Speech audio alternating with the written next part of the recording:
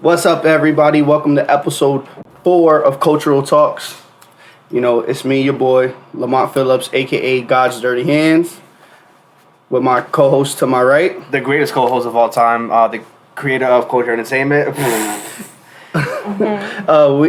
We decided to have 2 guests today instead of 1. Since it's the first time that we're going to have guests, we decided to have 2 people. We're going to start with...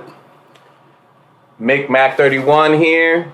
Call me Josh. That's what I originally go by. Mick Mac 31 on Twitch, TikTok, Twitter, Instagram. I'll be gaming just like the rest of them. So follow up, follow through. Support is love. Let's go. a.k.a. Uncle Peaches. And then to my left, my lovely wife. Hi, I'm just Vanessa. I'm not going to I don't have a gaming page. None of that. I don't do much, but hey, guys. So today, the first topic again is something that was brought up by my co-host here. We'll let him explain why, but he wanted to speak on rumors when they pertain to you and how it makes us feel. So you should start that. So one thing about rumors, it's something that's been affected me my entire life since I was in high school. You know, hearing bullshit stories, hearing some true, but most of the time it's usually fake stories that I look at myself like, damn, like how'd you even come up with this side of the story?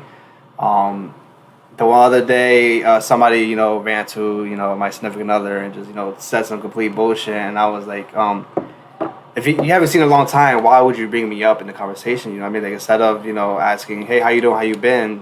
Why am I in the conversation? I don't even know who the person even is. And, if you feel like I'm doing something wrong, why can't you just come to me and talk to me as, as an individual?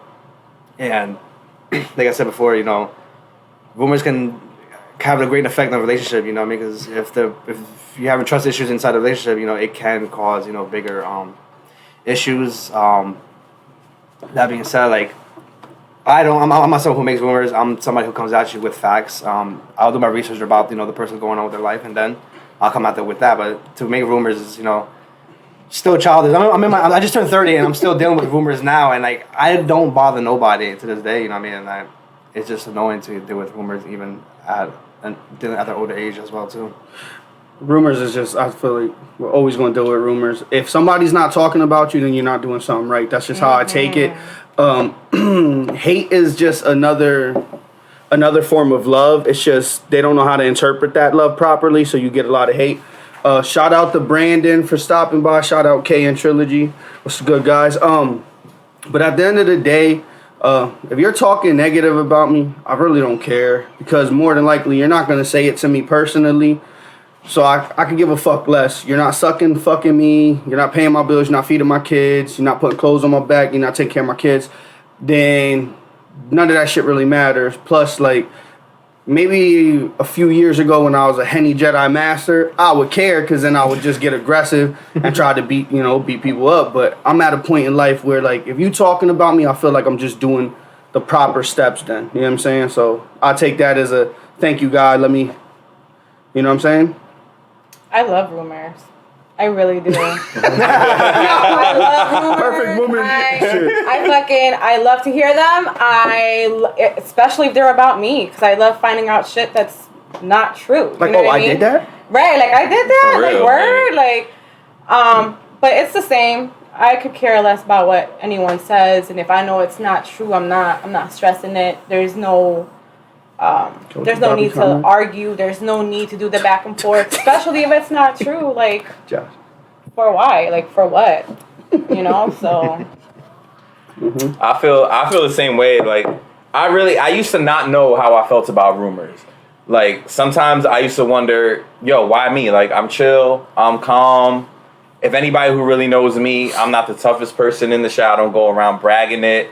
I don't go around bragging that I'm real. I let the people that I'm close to determine that. So I used to go through a phase where I wonder, yo, like, why me? Why am I part of this rumor mill? Like, and sometimes it don't even be that you're an easy target to create a rumor about. Going back to what Lamont said, if you must be doing something right. If they're finding a need to talk about you when you either doing absolutely nothing or doing a whole lot of something that ain't got nothing to do with them. Mm-hmm. Like, for example, my recent relationship that I'm in right now, everybody got something to say about it.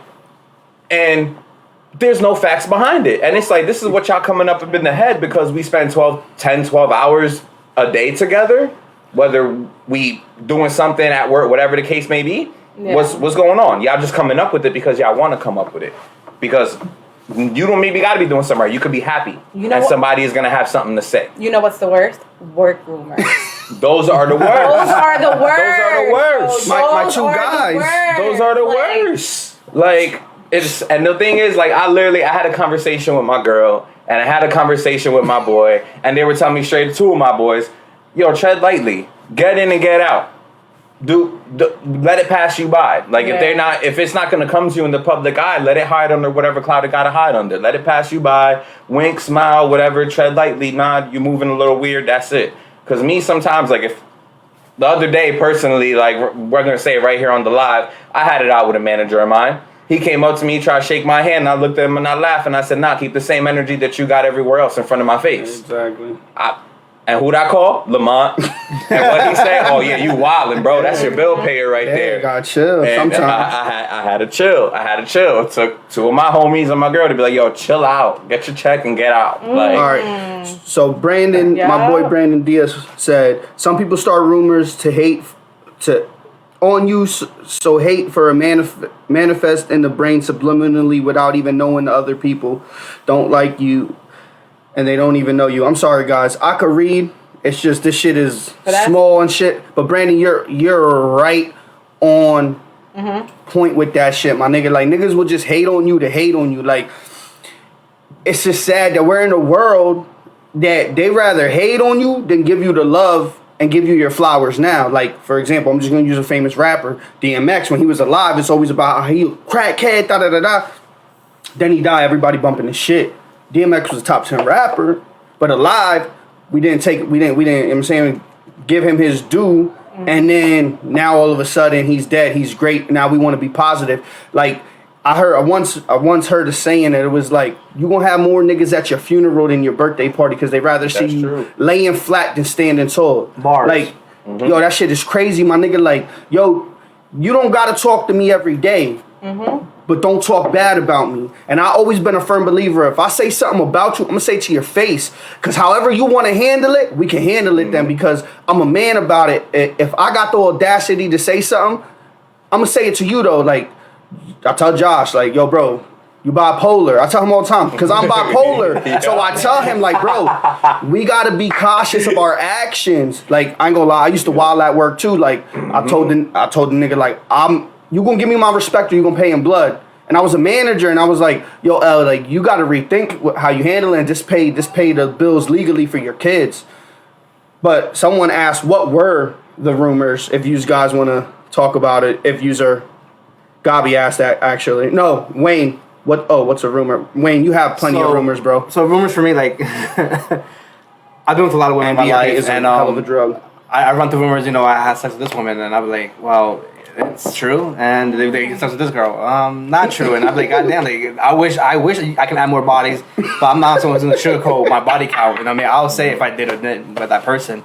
That right there is a mind blown of its own. And one thing about me, my rumors, I can make a book, like a Game of Thrones type book. How much rumors have been said about me, and I'm like, God damn, guys, like, tell me first. Like, I want to read my own book, and like, do y'all want the facts? No, they don't want the facts. The lies are better than the truth. That's something I learned too. It's easy to have someone believe a lie than get the facts about the truth. It's easier. It's way easier. Wayne said, I love the attention. So if a motherfucker is talking about me... That's what I say. That's what I'm saying. That's what I'm saying. That's like, you're my number one fan. Yep. You're in the fan club. Yep. And that was my thing, especially in my situation now. Like, my situation now, it can't come to fruition because of employment purposes. There will be a lot of haters. There will be a lot of downfall.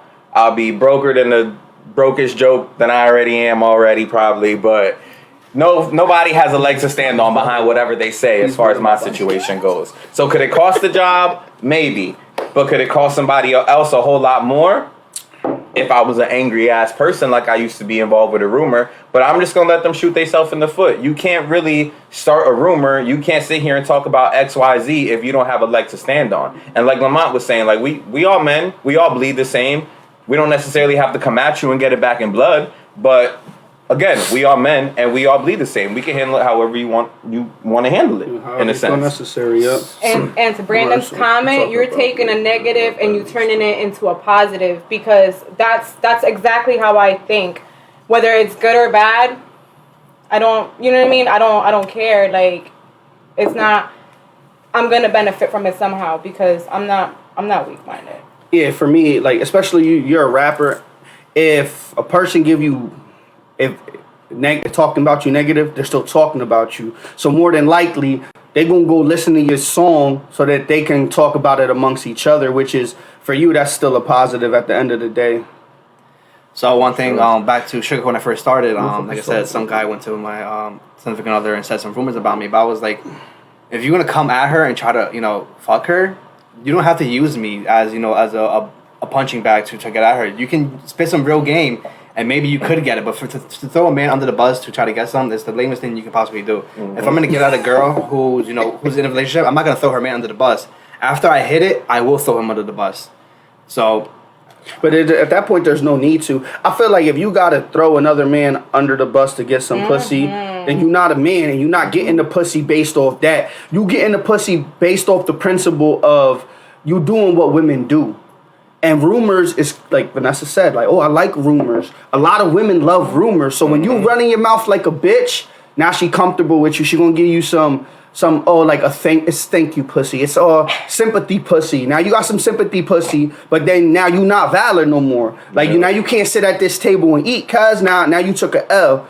You know what I'm saying? So it's like niggas just do a lot of that stupid nonsense for no reason. And yes, Kelvin said motherfuckers would talk good about you when you're up and step on you basically when you're down. Can't stand motherfuckers that switch up more than a stripper switches panties. That's true shit. Yup, they love to see you good, but they like me. I'm a type of person. I use everything as motivation. Like me and Kev, for example, like we love anime. So when Kev showed me a picture, he buys something. I'm like, damn, it's a war. I gotta go buy something too. But it's not hate. Like when he gets something, it's like, yo, bro, that's dope. I want one. Know what I mean? That's love. Like if Josh go get a new crib.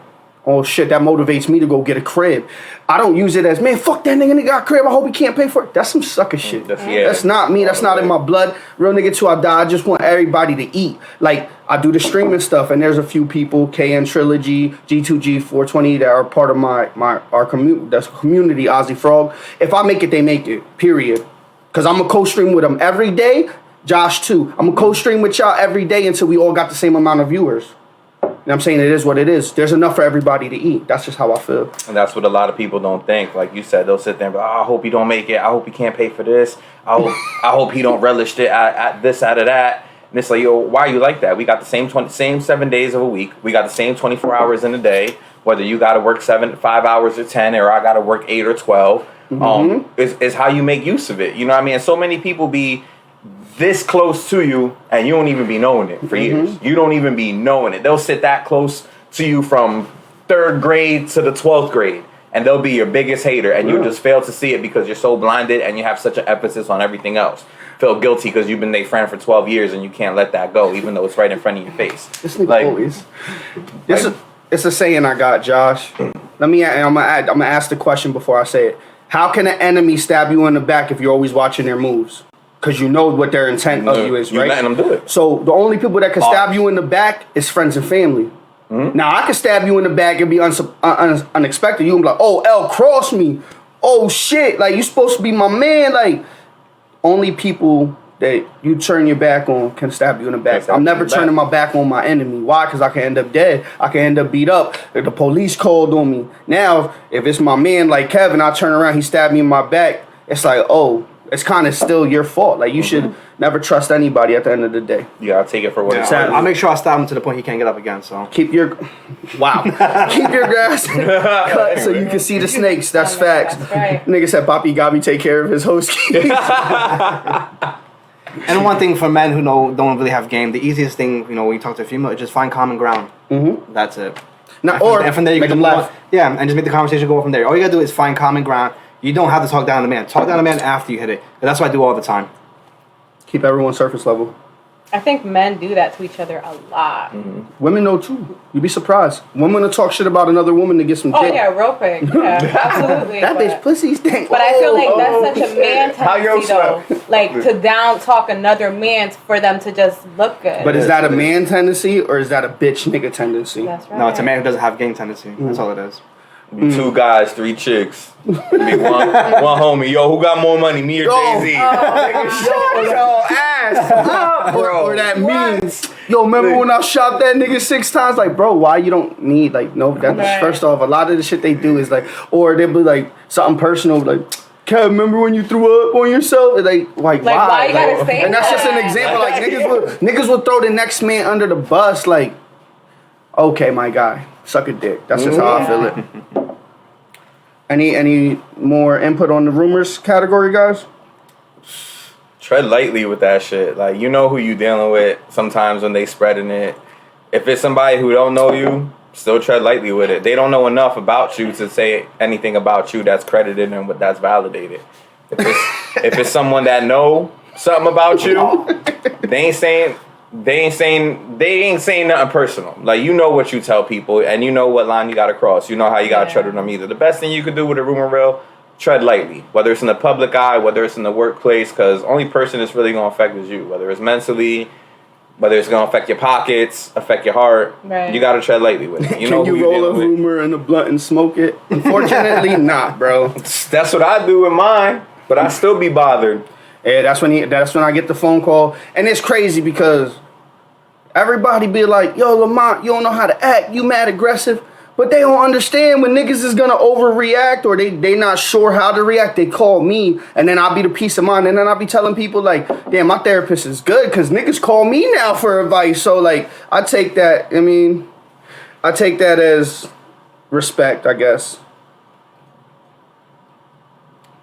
All right, so my next topic that I would like to touch on is the school system and the way that they're teaching these children, because this generation is completely different. And what I mean is, like, when we went to school, guys, streaming, content creator was not something you can make money off of.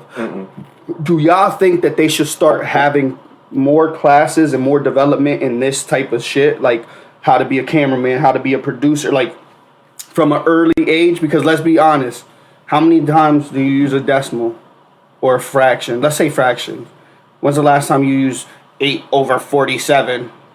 Not You don't even, Exactly. yeah, you've never really. Even when you're sitting there, you're writing the time. Who puts the 2 dots if you're gonna write 7:30? Yeah. People know what 7:30 means when you write 7:30 based off what the rest of the sentence is. Like, just based off the technological advances. Like, I remember being in 5th grade, breaking a bone in my hand, and I literally being left-handed as well, breaking a bone in my left hand, had to learn how to write cursive right-handed because they just poured out the laptops into the school system and didn't want all the students to be technology dependent. Now what is everything? Technology dependent. But it wasn't because they taught it to us. We went out our way to learn it. And now I got a couple young boys at my job telling me they're in college. They got esports programs, teaching them esports games and everything like that, and part of scholarship programs and grant programs. And I'm like, what? Like, yo, can I go back? Is my job gonna pay for me to go for a year? Because I'm with all of that. The Army has an esports thing. Yeah, you can be exactly. in the Army. Like, so you get the military benefits while playing Call of Duty. Dog, that means I could kill y'all, talk shit, and be like, I'm a vet still. Like, what? That is lit. They didn't have that when we were kids. Because when I went to high school, I wanted to do a trade. I went to Votech. Yes. Half the day, I went to my home school, and half the day, I went to Votech. And true. even at that point in time, between 2000 and 2010, everybody was shitting on vocational school sometimes. Like, it's a trade. You got to have your nose in the book. If not, a trade ain't gonna cut it too much. All right, let me read these off. A lot of comments popping in about this, so this must be a good topic. Gabi said no. They need to start teaching the importance of money and financial standing. Teach them credit scores. Yes, that is completely true, and I touched on that a little bit last episode. I believe a trade school is good for something like that. Agreed. Teach them how to invest. Wayne, that is another good thing that they do not want the minorities to do. Invest and start taking over. My dad has said, I think that they should have those classes because it's more advanced now than when you went to school. Definitely. And that's a big thing for me too. I feel like it's so like it's everything. The world changed completely, bro. Yeah. Like from the role reversals to everything is different. You can't teach the kids what we learned to succeed. Like life is not as hard, and even what it's the same difficulty of hardness, it's not the same thing. Like it was hard for us. Like niggas didn't know where they was getting their next meal. Niggas didn't know if they was gonna have new shoes or get bullied or like when we grew up, we had to like fight for ours if we struggled. Survival. Like, you know what I'm saying? It was survival. Now it's more like bullying is the new version of our survival. But in school, it's like y'all got to get with it, man. Like teach these kids how to credit score. Let me say this: cook properly, not just fucking eggs. Right. Teach these kids how to cook. The main thing that you could cook and fill you up: rice, white rice. Yeah. Teach them that. Teach them how to make chicken, because you can eat chicken in many different ways. Things like that. Also, credit score is one of my favorite. I say it all the times, but how to change the oil of a car, brakes on a car, how to change a tire. All things that we can do if we take the time and enforce it. That's why I want to have a youth center. Honestly, I want to have a youth center to teach all this shit because they don't give a hell about the minorities, unfortunately. And everything that Lamont just mentioned goes back to a trade school. And like I said, 2000 and 2010, trade schools weren't cutting it. If you went to a trade school, they was slightly looking down on you because you wasn't spending the 8 hours in your home school, learning to get a D1 scholarship or fighting to get a top school offer a scholarship. Like they really downplayed trade schools for what? Because now everything is trade incentive, trade worthy. Trades is where it's at right now. So one thing I can say about the school, I feel like they need to adjust the era. I think every 10 years they need to make a big adjustment because school being taught how it was, how we were kids, it's not the same anymore. These kids don't give a shit about social studies, but don't care about George Washington. Being honest with you, they don't care about, fractions and all this stuff. Teach them basics math, how to, account, how to, manage your bills correctly. It's more about how to survive in life. Because honestly, I'm not gonna lie to you, how I survived life, I winged it. We winged it. Let's be honest. Right. I didn't learn shit from school that... Anything I learned from school, I don't really use it now.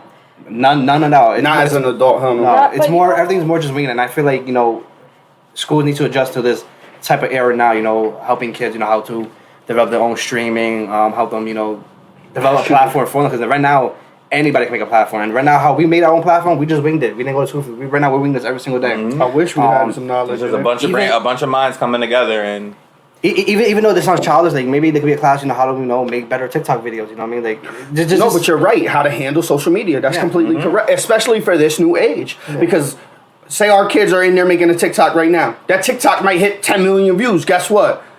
There's nothing in place for them kids to get paid, but him and I would get paid, and I don't think that's something that you do need to teach these kids though. Like you can make money off of it, but it's like double-sided coin for me. I don't want them kids to depend on it either. Yeah. So you kind of got to find that median of when you start teaching it. I wouldn't do it too young. And your thoughts, babe, on that? I thought what he said, basically. I feel like the books need to be updated. There's not even enough the black history within itself. Like, they don't even really teach you about any of that. Because you don't read about the Black Panthers. Nope. Or and if you do, it's like a little page or a little paragraph. You know what I mean? Skim the surface. Right. Black Wall Street. Right. White America. What about that? So, I feel like they also need to start there and, and everything else can fall behind. Science is different, too. Like, so much shit is going on with science. And, now there's things where they can control climate, believe it or not. So, just makes you wonder. It's too much wondering without the knowledge of what's in front of us, the facts to be in front of us. One thing that stood out, Lamont, you mentioned cooking. I went to school, all years of school, graduated with a high school diploma. You want to know what I learned to cook? Oyster cookies. Twice. Oyster cookies. And I forgot. Yeah, right, oyster cookies. I forgot how to make them shit. All I know is they're crackers, and they're not even cookies. They're crackers. And you just put garlic, herb, and oregano. I don't know, man. Some shit. And I made that shit twice. A whole working period, I'm in home ec, but I only learned oyster cookies and brownies. The easy shit. The shit you can learn off a box. Yeah. My shit was breakfast. One thing I think is Like- pretty dope is they have a bunch of classes of different like things. You know, like you want to learn to do haircuts. Here's a haircut. Yes, take they- haircut. Mhm. Yeah. If you're not, gym's not really for everybody. So if you don't know how to play gym, you could go to a card game thing, like how to play, Yeah. Pokemon, whatever it is, or a gaming one. Because most people, probably don't like to play sports and they probably feel uncomfortable. So We got a big you should make them want to feel comfortable, pay them in a gaming room or something, or help women, kids doing makeup and stuff. I think that's pretty cool. Yes. Yeah, focus more on their skills, artistry, things like that. Which I think that's So- why a lot of the charter schools and stuff like that come into place to focus on their skill sets. Yeah, definitely Hogwarts. Okay, Lewis said they should have classes on improving your skills that you have naturally, as well as learning new trades. And to go off minority thing, we almost are non-existent in the school curriculum except for Martin Luther King and Rosa Parks. Yes, sir. And a big thing is, if you have a kid and you don't know about Black Wall Street, I'm just gonna break it down for you. Exactly what White Wall Street is, where it was a lot of money coming in for the white people. Black Wall Street was in Tulsa, Oklahoma, correct? If I'm not mistaken. Tulsa. I believe so, Yeah, and it had their own banks, essentially their own money, correct? Their own form of currency. They had their own police force. They had everything, banks, grocery stores, everything. You want to know what happened, guys? Black owned. Like everything was black owned, black empowered, and they burnt it to the ground. Many of people lost their life. It's a lot of bullshit that happens that they don't want to. This is a perfect segue. I'm sorry, I have to say it now because the next segue was this. It was, why is it okay to stereotype minorities about but we're not allowed to stereotype white people about slavery and all the barbaric things they have done to us. And one barbaric thing I want to say is Emmett Till. A 14-year-old boy was beaten to the point you couldn't see his face because he whistled at a white woman. And all these years later came out he never did it. And nothing happened. Like, that's exactly what I mean. Like, but if I were to tell somebody, I'm gonna be racist a little bit. Use crackers are fucking barbaric. Use are similar to a pack of dogs. If I were to say that, boy, they would hate it. Yeah. They would hate me. But they could be like, when a black man dies from a cop, if he wasn't such a hoodlum or a thug and he followed rules, he would have lived. So my question is I'll let you answer that. How do you think? How does that make you feel that they could stereotype a black or a Spanish person, but if you stereotype a white person, it's the end of the world? It's horrible. It's sad because, racism is not going nowhere. And, unfortunately, what happened to me with the old man that fell. He refused for me to help him. An old man fell. Wow. Fell on the concrete and he was bleeding. And I was trying to talk to him and he didn't want to talk to me. He did not want to talk to me. And he was hurt bad. He was old. He was almost bleeding. 100. Okay. Wow. So he needed help to get up, and he didn't want my help. He didn't want me to talk to him. Nothing. And I called 911 and whatever. You know what I mean? I did my nice deed, but racism is not going nowhere. And they're always gonna stereotype minorities. It's sad. I try to just not feed. Yeah, right. Not feed into it because it's not gonna. It's there. This world is full of hate. Sadly. And I'll be honest, yo. Racism irks my soul, but it kind of scares me too, yo. Yeah. You don't know who lies on the other end of racism. Because, I've seen some outlandish stuff. And I just recently went through a situation, that I had to follow up with Lamont on, too. And it's you have these people who aren't minority race that, for some reason, they think they get a pass dropping the N-word. And it's but not ER, not nigga. ER, just saying nigga. But you know the difference. I got a it. couple homies that aren't my complexion. I ain't gonna lie. And yeah, a couple of them sit there and they get a pass to drop the NIGGA because that's the relationship that I hold with them. And I gauge it off the respect factor that I have with them. But then there's people who think they get a pass just cause I'm cool with this person, or this person has such and such status, and I walk around with them. So what? So listen, If you browner than me and you ain't paying the bills or you ain't my homie and you come at me with that word, like, I'm sorry, I'm taking it as Niggr. I'm not taking it as Nigga. I'm taking it as an aggressive manner. And maybe we not know better for that, but at the same time, when is it gonna stop? When do we have to stop standing our ground? When are y'all gonna sit there and stop dishing it at us? Mm-hmm. When are we gonna come to the conclusion that a double standard needs to be held on how y'all acting versus how y'all pinning these stereotypes to us? We don't even be acting a certain way, and y'all want to spin a stereotype to us. Prime example, one day I'm walking to the corner store, Family Dollar, grabbing a couple things. I see an old family pull up in the middle of West Bethlehem. I grew up there. I ain't think much racism exists. Lady look like she's struggling. Ask her if she needs help with a couple bags. She says, yeah, sure. I go to take him from the sidewalk to the car, up to the driveway. Husband comes out wilding out, bugging out. It could have been no other reason, but my skin was brown. I remember that. And I was tight.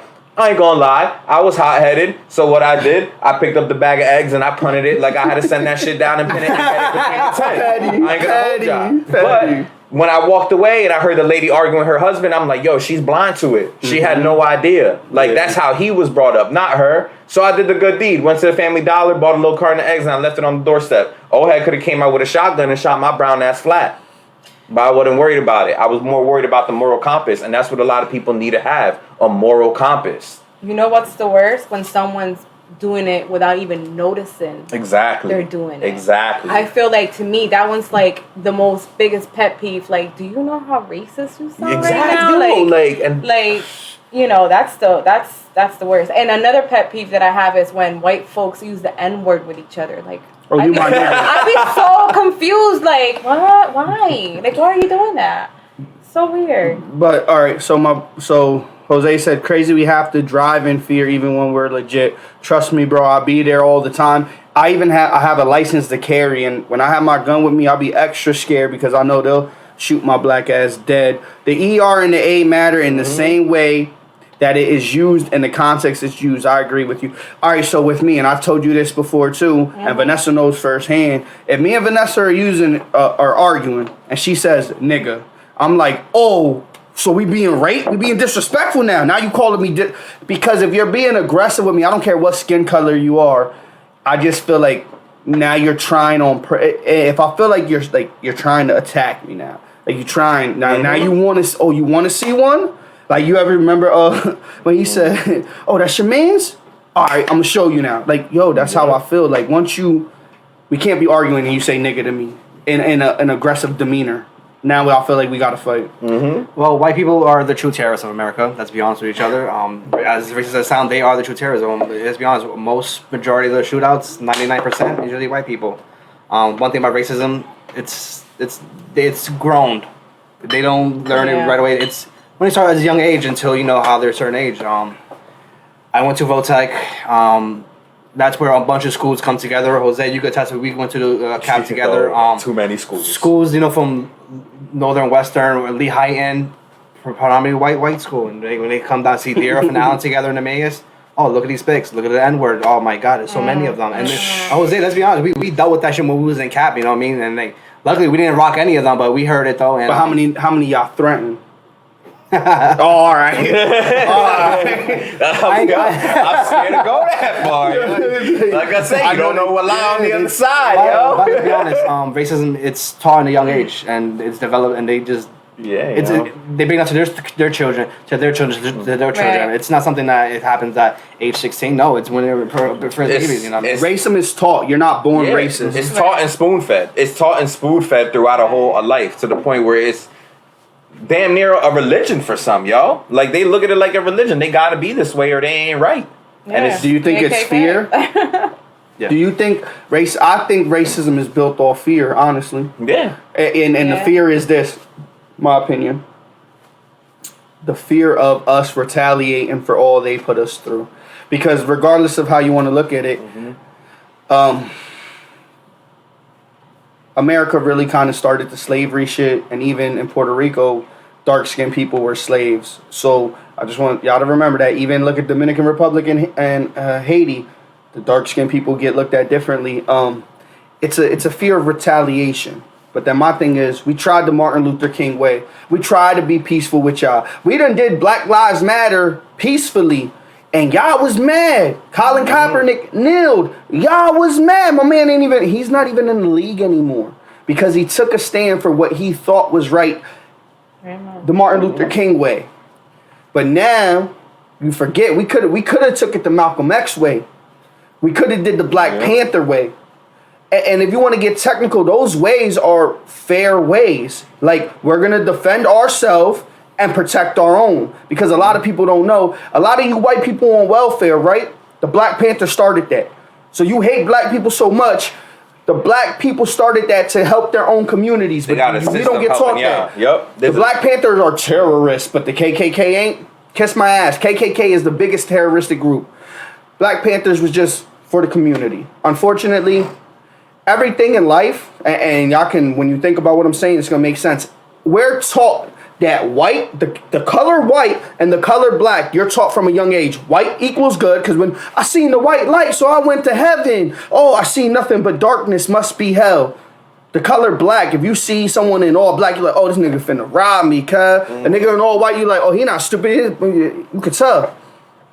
Perfect example. White Air Force Ones. Everybody loves them. Yep. Rock a pair of black forces. They say, oh, you aggressive. You ready to fight? Like, I don't understand, You're bro. robbing somebody for something tonight. Oh, you got look, Giannis, game 3 wore the black forces. They were like, oh, he chose violence. I'm like, damn, I can't even wear shoes. He kind of did, though. No, he did. Yeah, I'm just saying. Yeah. One thing we all can agree on is that racism is not going to end no time soon. Nah. It's here not. forever. Not in our generation, not in our kids' generation. I don't think ever, honestly. They are starting to give us a little, though. Little by little, they're giving us shit. Or it's not good enough. Well, we're taking it because I ain't gonna lie. We talked about it before. George Floyd's killer. I didn't think he was gonna get time. I thought they was gonna let him free, baby. So you gave him 22 and a half. I'll take it, but it's not enough. America, we need more. We deserve more. This shit is built off our blood, our sweat, our tears. And it's on the high platforms too, the racism. Like, whether it's laying underneath the surface, or it's right there in front of our face. Kaepernick. You got it in the NBA with what's her name, Rachel Nichols, when she tried to play the one other NBA reporter for having a gig on the finals, having more finals appearances or something like that than her doing commentary, and she kind of threw a racial jab in there. Like, yo, for what? Y'all in the same field, same profession. Y'all had to do the same things to get there, and now y'all got the same 24 hours a day, 7 days a week to create a job. What you take that jab for? Like, for y'all, if y'all watch Netflix originals, Malice at the Palace. For y'all that don't know, what was it, 2004? Yeah. Was it the brawl between the Indiana Pacers and Detroit Pistons? Ron Artest, Steven Jackson, Jermaine O'Neal were not in the wrong. Every fan who did something wrong was what? The opposite color of brown. And what happened? They had to sit there. The NBA shamed them, suspended for a year, 35 games, 25 games. For what? Millions of dollars. It was easy to flame and shame a minority for millions of dollars because they could on the platform that they were. Now, many people won't know this unless they watch the movie, and I'm just going to drop this little tidbit. They went to federal court against all these people who were charged for throwing beers and shit at them and won every single case. Wow. Every single case. Won it on the federal aspect, but ain't winning in the public NBA aspect. Why? Millions of dollars. Millions of dollars. It's white America. Yep. It's not going to go anywhere, racism. It's even in the Bible. So it's like you said, it's just passed down. I think it's going to have to take for us to come together. Like a lot of races to come together as one to like fight against it. Hopefully then, but it's sad. The more united of a front we hold. Right. But let me say this too. I'm sorry, Kev. I know you got something to say, but black on black crime, can we stop that too? Because I don't give a fuck what race you are. I'll say it right now. I'm racist, period. I don't care what race you are. Because my racist is, I don't like stupidity. That's my racist. Besides that, I love everybody. I'm going to base you off of how you treat me. You could have racist parents and not be racist. My nigga, I'm going to give you the love you deserve. Point blank, period. And that's how it should be. Racism has gotten worse. It's just more noticed now. than ever before. That's why people of all colors are taking matters into their own hands. Yes, and that's why I encourage everybody. If you legally can own a gun to protect yourself. Excuse me. And not only that, now it's more noticeable because now technology, now it's in your face, now it's recorded, now you can't lie, now you can't cover it. Can't hide it. But some way somehow still. That's like can you imagine, like, and I go back to it in Maryland. If there's 16 guns drawn on me, I had a paperwork still. It says light complexion black male and Hispanic female. Where the fuck does that lead to 16 police officers with big ass guns, bruh? Why? What, I'm supposed to pull out my little 7-shooter and kill all y'all? It's not wanted, bro. You got 3. I could maybe 2 or 3 of them join, but I'm saying, and then like I said, I was respectful. I know I'm a black male in America. My name is Lamont Phillips, my nigga. That's not white at all. So I already know the treatment I'm getting. I'm giving respect, and I'm not getting it back. And I had to tell the one officer, like, you see, but this is why people get aggressive. And then what I didn't know, I found out the next day, and they're lucky because I'm here. So God had a plan for me. They slammed my wife. Listen, it was a lot of older cops there. I'd have heard at least 4 or 5 of them motherfuckers for they had to tase me. I'd have took some of them with me. So, like, the way they treat us in general is crazy. And Lewis, you was there, bro. You pulled up. There was 16 cops with guns on me, bro. And I could have ran by them, but they would have killed me and be like, nah, he raised his gun, yada, yada, yada. It's, you know what I mean? It just sucks that we got to live in fear. I mean, I don't live in fear no more. For me, per se, because I got a gun. It's legal. I know how to use this motherfucker. You know what I'm saying? But for my kids, I'm raising girls. Like, that shit's scary, bro. Like, I got to teach my kids how to shoot a gun. You understand what I'm saying? Like, I learned to shoot a gun for different reasons. Like, now we have to teach our kids, boy or girl, how to defend themselves. And we got to teach them racists consistently about racism. That shit is wild, my nigga. Yeah. So, one thing I want to say to everybody here. That's it. I'm going to get a regardless of race, what a cop is, would you say being a cop is the hardest job in the world right now? Yes, it's hardest job, but I feel like I don't care what race you are as a cop. Most of them are racist, even the black ones. Because I done seen black cops be real racist. And I'm like, hold on, my guy. But you know a way to fix that? Yeah. Hood people becoming cops. And standing for your shit. Stand for your block. Yeah. Take that stand. I don't know if y'all know, a couple months, maybe 6 months or so, I read in L.A. a cop turned on the police department, that the police department in LA had its own gang that was out there killing minorities and arresting them and fucking them up, and they had like a point book. Oh, and he he turned on them, and they were like, "Oh, you not a cop? It's blue blood." Da da da. He's like, "Nah, what's right is right. Right. You're not gonna be out here hurting innocent civilians like if it's a game. This ain't a game. That's like me going around kicking little kids. 10 points. Like, come on, that's some bully shit." Hitting strays in the road and shit. I feel like they need to do hardest job, but only get 2 to 3 weeks of training. Preach, scrap. Right. Yep. I feel like that's exactly what was going to be my point. I feel like you need to go through a bigger process. I feel like they let anybody be a cop. That's like, to me, Let's go, Josh. That's like the biggest gang in the world. No, it is. They're allowed to kill you and they're allowed to cover it up. And this whole justice system is complete shit. Yep. Even going around Bethlehem, you can see they'll have ads up. Oh, we need police officers in training. 2 to 3 weeks of training. High school diploma. It's not nothing excessive to be a cop. Like, yo, what? Teach them how to handle people who deal with different conditions, bipolar disorder, mental health stuff, things like that. Me personally, everybody sitting right here to my left, they know everything about me. Over the past 3 years, I've done everything to bounce back. I went through my own court things. Terroristic threat charges, multiple of them. School going in lockdown, threat to the community, this, that, and the third. Fact. But I will say, to this day, racism is real, and I got white privilege. 2 to 3 months. Know why? Because my last name is McClammy. I have an Irish last name. And I will show y'all the proof. Before they arrested me at the time of the incident, and Lewis and Sean, you guys are tuning in. You guys know because y'all was there for the whole ride as well. The day before I got arrested, my paperwork was already printed. Had me listed as a 26-year-old white male. Nigga, you dark as hell. You ain't white. Exactly. My last name. They never saw me. I was never processed. I wasn't arrested That's yet. crazy. They had my charges printed out and everything like that, White waiting male. for my arrival. Had me listed as a white male. It wasn't up until I got put on probation that I was an African American. And then you started getting treated different? They had to leave me alone. They had to leave me alone. It was my first charges ever. They gave me 6 months of ARD, $2,000 later, and they left me alone and treated me like a white male because they then saw my face in a courtroom. Wow. Gabi made a mistake. It's 2 to 3 months of training. And one thing I want to say, guys, as well, if you're right hand dominant as a police officer, your gun is here. And I feel like your taser should be here. Because when it's a hostile situation, you're going to go right dominant hand first instead of reaching. So that's another thing they can do. Lewis said the badge in a lot of cases is nothing more than a prescription to kill legally. Bars. Yes, sir. Pardon me for the burp, but you're completely right, sir.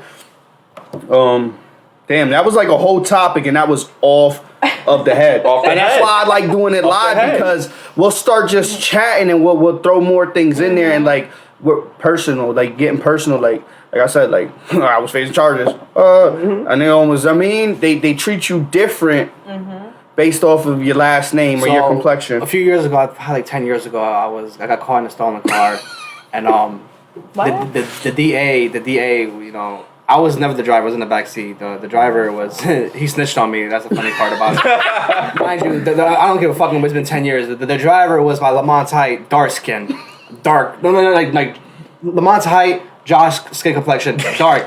Mind you, I'm 5'6". What they thought Lamont looked like. So whatever, the dude snitched on me, and the district attorney's like, "Oh, we should give him 2 years in prison." I'm like, "What the fuck? This is my first charge." So the only thing that I worked in my case is that I was in senior. I had a job. I was working on Wendy's, and I was going to college. And there was like, you know what? Since you're doing that, we'll let you rock out. I'm like, God damn, you're gonna give me 2 years, and then I was my first charge. Yeah, because you're Spanish, my nigga. They don't care about us, sadly. They need to teach cops not to shoot first and not to kill. Yes, I agree with that completely, Gabi.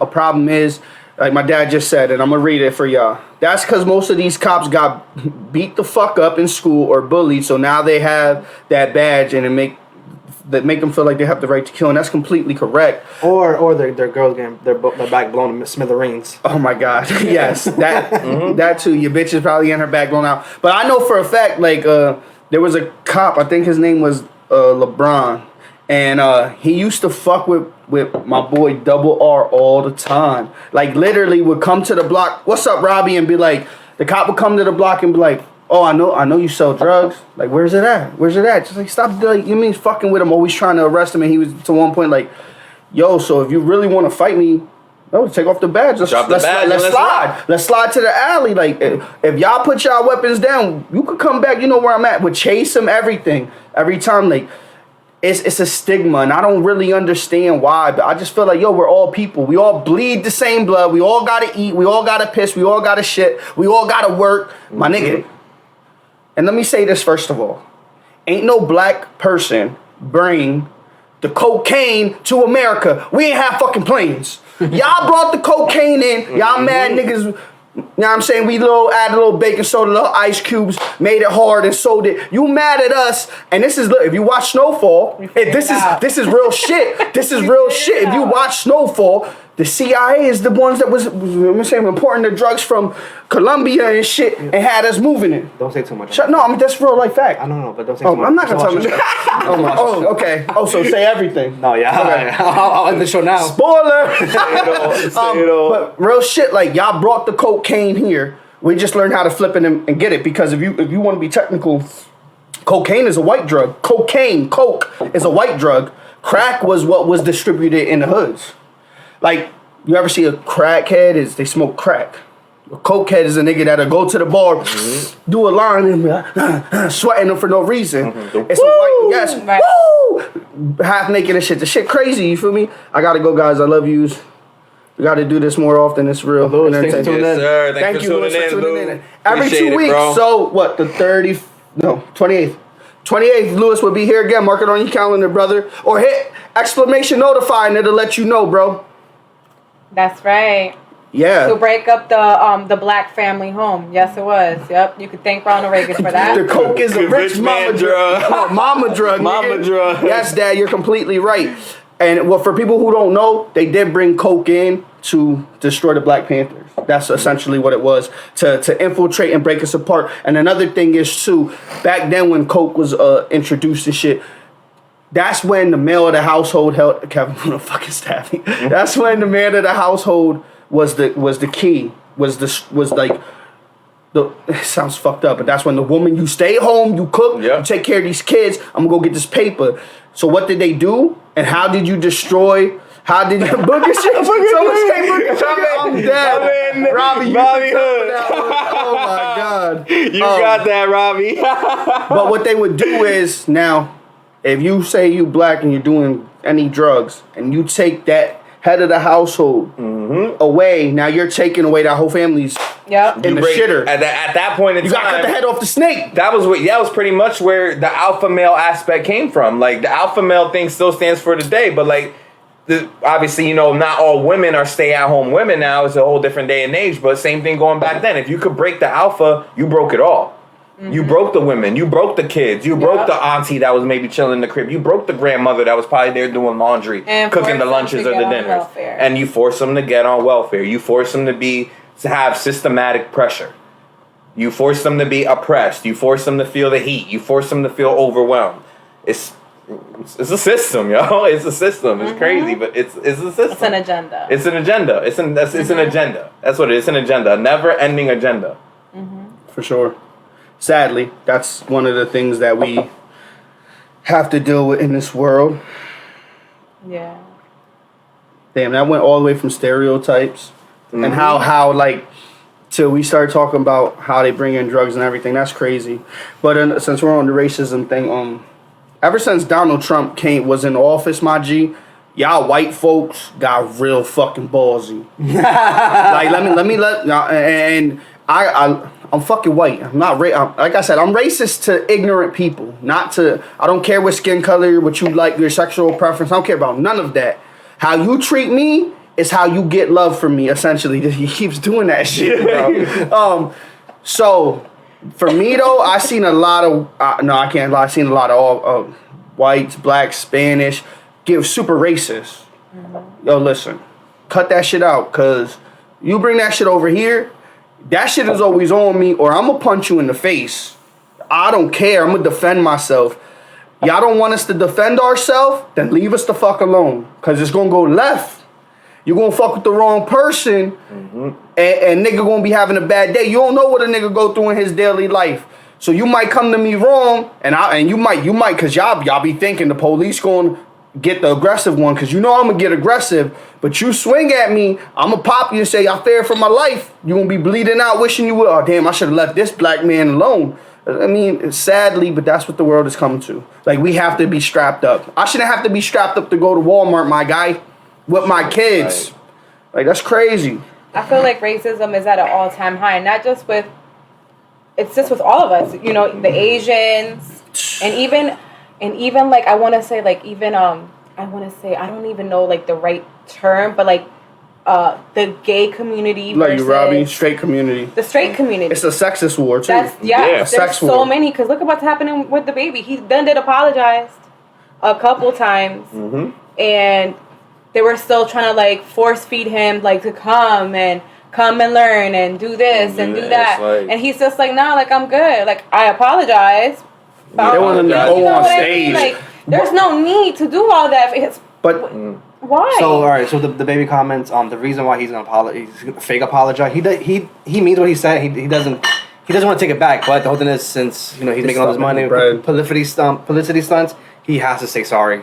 Just so he doesn't lose all these endorsements, which he's been losing concerts left and right all this week. Yep. Yeah, he's been pretty much canceled. But when these actors or whoever they are say these things, they truly mean it. The only reason why they're sorry is because of publicity stunts, so they don't lose their endorsement. That's all it is. Same thing with we fuck up. Trust me, I'll say sorry. We need to get some bread back. Right. Yeah. Kevin Hart did it. He did it. And it sucks that racism's at an all-time high because I don't stick to my own kind. I have friends of different races, different cultures, and I'm literally 110% thankful for them because like I got white friends who've been at these Black Lives Matter rallies with their cameras, sitting there getting magazine brochures together, publishing them and selling them and donating to NAACP fundraisers and things like that, and donating to families. Like, yo, I'm 110% grateful for them, but like, racism gotta stop. And like, sometimes, like I was saying earlier, sometimes maybe we could be at fault for that. Like, one thing was very, very vulnerable to saying when I grew up, that's that white people shit. What you mean that's that white people shit? Yeah, like, what does that how even we gonna mean? feel when someone say, oh, that's Cheers, that brown Robbie. people shit, or that's that black people shit? Like, yo, how do you categorize that? But like, you know what why I mean? were you saying that? Because you were taught that. Because exactly. Like, Racism isn't just white on black. Let me clear that up. Yeah. Racism is hate of another type of person because of skin color, sexuality, how they dress. It's prejudice. It's Yeah. discrimination. There's people that be like, oh, that's that nigga shit. Like, what? You could be black and be like, oh, it's that nigga shit. What? I'm not No. black as you? That's- Because I play my music at 35 volume and you play it at 70? You know, like, you know what I hate when men, I'm gonna say this, when men be like, oh, she's pretty, or a black girl. Oh my yo. Like, that's I wild hate disrespectful. that. Like, Yeah. I mean, why- Yeah. I love all type of women. I never say none of that Yeah. stuff. I love. or for like a dark skinned girl, and I just be like, No, that one I hate. like That what? was- that's, like, why? No, that's a type of rape of a Prejudice. That's prejudice. Yeah. That's a type of prejudice. Yeah, that is sad. Like, That's- I think- what? Dark skinned girls can't be beautiful? Suck my dick. There's a lot of beautiful dark skinned girls. Listen. Unseasoned chicken is that white. Hey, yo, Gabi's an idiot, bro. I'm fucking dead, bro. Yo. Yeah, we know you love your chicken, my guy. I need the extra salty. Extra adobes. I might just cook it in sofrito. Just make it salty, baby. All right, so the next question that I really wanted to ask you guys, and I'll go last. We'll go Uncle Peaches, Uncle White Kev, Vanessa, and then I'll go last. How do you guys, and I don't know if you know, so this might be news to you. How do you guys feel about the gender of a baby being taken off the birth certificate? So now it won't say. So you could be born with a penis, Josh, but it won't say boy. It'll say nothing. So how do you feel about that, my guy? I don't know. I don't know. Like, I feel like that just opens up a large doorway and just creates a large pathway for kids to not be who they want to be growing up. Like, kids are at a stage now, whatever names, genders are on birth certificates, and kids are trying to figure out who they are, whether it's transgender or non-binary. But there's parents out there, sadly, in this world that put pressure on their kids to be what they want to be, whether it's an athlete or act this type of way or be this type of way, and it's even spilled into gender.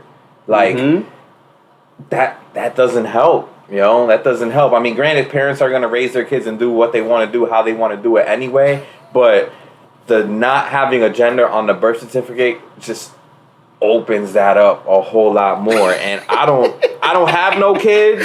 Yo, Pop Wild. But I don't know if I agree with it. Pop, I'm wilding with you. What the fuck? It's crazy. Yo, I don't. Me personally, if my girl told me that she's pregnant and we have a kid 8 months down the road and It's a boy, it's a boy, but you can't label it a boy. that shit's a boy. This is my Your thing. shit hanging and your shit swinging and you gonna use it and you gonna use it right. But You a this, boy. this is what I said to Kev before, my nigga. So you gonna tell me how old I gotta be to drink one of these, but I can determine when I'm 5, 6 years old that I'm a girl or a boy. Yeah. How the fuck does that make sense, my guy? There's an age where kids figure that out. There's an age where kids figure that out. My thing is this, then just cancel it out. There should be no 16 to drive. You drive when you drive, my nigga. You Cancel drink when all you that drink. shit. If you're gonna tell, maybe I'm wrong, but Kev, your thoughts? I'm not gonna lie to you.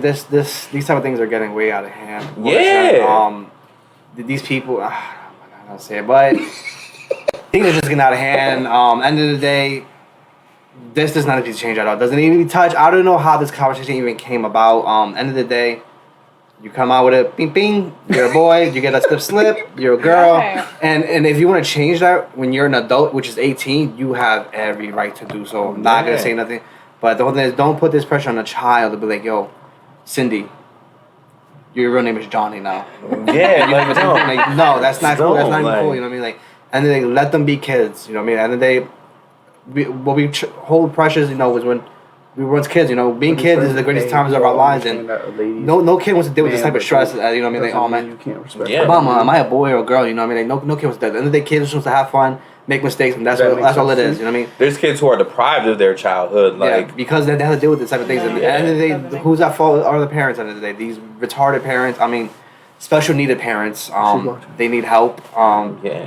There's no reason for this. And if you think about it, a lot of the time, this year and age, there's kids raising kids.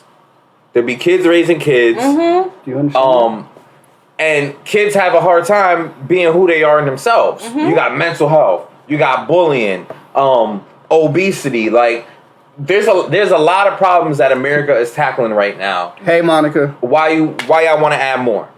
Yo, so time out. So I could say I'm not fat. I'm just slim. Yeah, you can. Because And I'm gonna you're tell you white. it's Just okay. say you're white.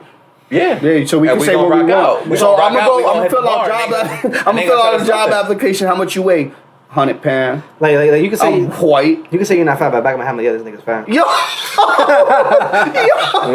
all right. So, like, get this nigga off the show, okay? Yeah, but the end of the day, this is we get out of hand. And the whole thing is, I can't wait to see what's gonna happen next. So what's the next crazy thing happen? Now we hit a birth certificate. How can we top this next? And the whole thing is, which we will. Yo. It's like, yo, and there's, like I said, there's kids raising kids, yo.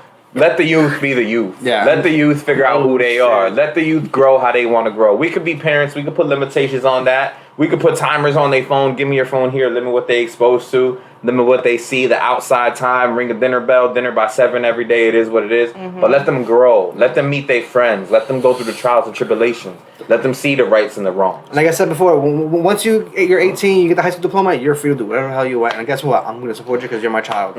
As of right now, you're under my rules, and you are a boy or you are a girl. Oh, I was gonna say. Okay, yeah. Go ahead, babe. I'll let you. You already know. I think that's the devil's work. I feel like that's an agenda with the government nowadays. Like always, I feel like Pudge. I feel like it's stupid. It's Talking to you. I agree with my pops. It's stupid. It's the dumbest shit I've ever heard. You're confusing these kids from birth. Like you're like you keep. How do you name your kid? Why are you manipulating? Why are you manipulating what God gave you? You understand what I'm saying? Like that's how I feel. Now, if you want to grow up and you decide you want to be gay, then that's on you. That's on you. And if you grow up, mine anyway. Right. I feel like, and I get, and it's so crazy because to me, I view it a whole like different. I feel like it's like I said, it's the government. It's an agenda. I feel like they're really trying to confuse us. And I feel like with everything is a whole fucking lie. You know what I mean? Like, we glued to the me, two. I just feel like, why would you want to, like, do that to your kid? You know that's not right. You know what I mean? Like, you know, like, that's crazy to me. To me, that's not okay. Nope. That's the dumbest idea ever. No way. Yeah, you gotta... Oh, yeah, Scrap. I just feel like you should... I agree with you what you're saying. Like, I don't discriminate on anybody. I don't care. I said it. I have a sister that's gay. She's gay. She's getting married to a woman. I support my sister from the moment she came out. My daughter said she identifies as bisexual. I stand by my daughter to the day I die. If anybody don't like it, I'm going to tell you like I tell everybody. If you're not willing to die about that topic, stay the fuck away from me because that's my kid. So when my kid say she bisexual and you say you don't agree, guess what? Suck my dick. And how you feel about me saying that from the back, we can handle it however you want to handle it. You know what I'm saying? Now, because Gabi said it's just like because a dude says he's a chick or vice versa. If it doesn't mean we don't know the actual truth or what gender they are, but it doesn't mean we have to discriminate. And that's some real shit, my brother. Like a lot of people will hate and be like, oh, that's a transgender. Only thing, listen, and I'll be honest, transgender. This is the only thing with transgender. LeBron It's LeBron. He says 8. He like 300. So since we allowed to say what sex we are, if LeBron says he's a female, I want him to go play WNBA and average 100 a game. That's okay? Right. Is that okay? Yes or Is that no? okay? That's not okay. Right. LeBron will be dunking ming like Right. the score. He gonna score 100 a game. I'm playing WNBA fantasy, yo. Nigga, I'm about to go. I'm a female. Let me ball. Like I'm gonna be like, The cook only them. thing when it comes to trans, like I don't agree with them. They should not be allowed to enter certain competitions. How do you Pop see, is oh you gonna go? like, to me, it's just like, even to me, I have nothing against the trans community. I love everybody. You know what I mean? But even like the whole like the sharing, like the bathroom, like I don't agree with that because I got kids. You could give them their own bathroom. I'm Yeah. okay with that if they feel comfortable with that. Yeah. But I don't feel like I'm comfortable with you know what I mean? Like I don't The know. only reason and to clarify that just a tad bit, if you still have a penis and you identify as a woman, I don't want you in the bathroom with my kid. Like I don't give a fuck if you 5 years old. Yeah. If you 100.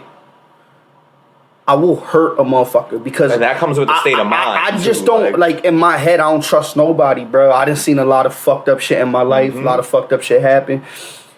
Just the negative shit that would go through my mind, like, oh, dad, a little boy, he's gay, but he went in the bathroom, huh? Oh What? nah, where his parents? I'ma wait. Where that nigga parents at? Hey yo, what that nigga doing in the bathroom with my daughter, son? Like that's just.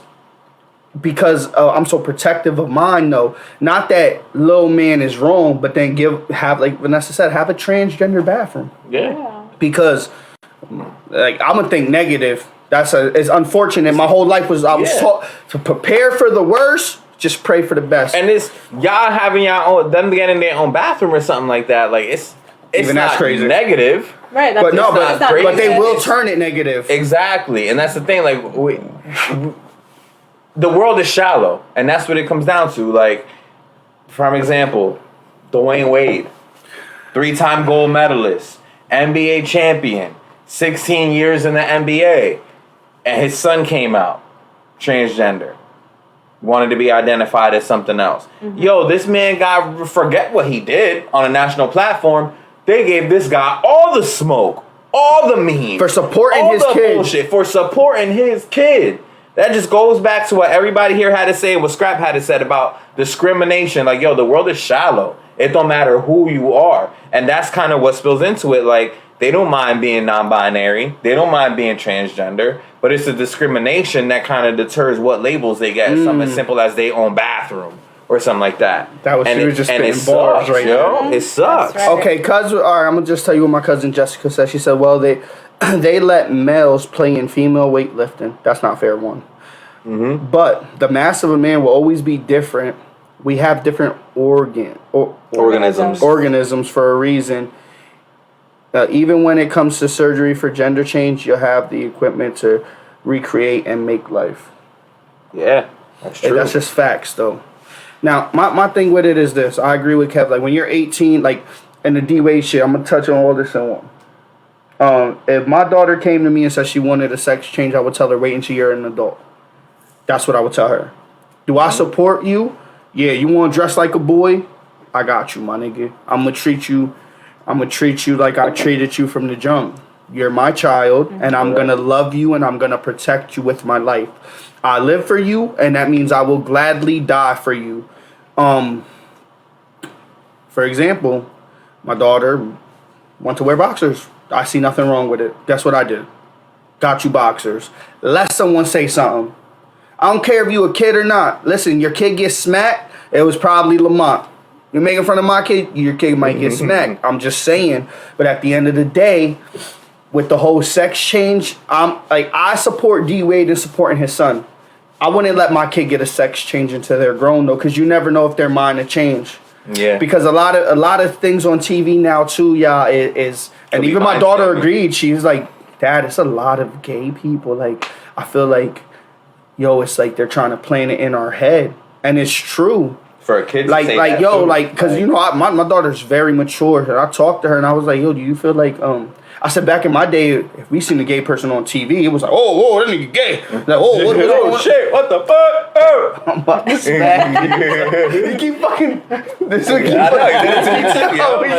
it throws me off. But yeah, like I say, just like there's an age limit to drink, drive, smoke cigarettes, Right. gamble. Right. Let there be an age limit on when you can decide that you want to have a sex change. First of all, you can't pay for pussy, but you could get your gender sex. I don't understand that. That doesn't really make sense, but what do I fucking know, right? At the end of the day, just a black man trying to make it. Anything else? On that topic, how you feel or anything? It's the words just falling apart little by little. Right. That's pretty much Agreed. it. Tidbit by tidbit. Yeah, I agree. Year by year, the words just getting worse and Yeah. worse and worse. With that though, I do want to say this. I support you, anybody, that's everybody. Yes. Whatever you love, if it makes you happy, I support you. In the same breath, what I believe in, support it. Because, no offense, you don't know if what you believe in or how what you like it offends me, but that doesn't matter. Because I would never let that matter. Because as a human being, I want every human to feel like they have the right to be themselves and be happy, period.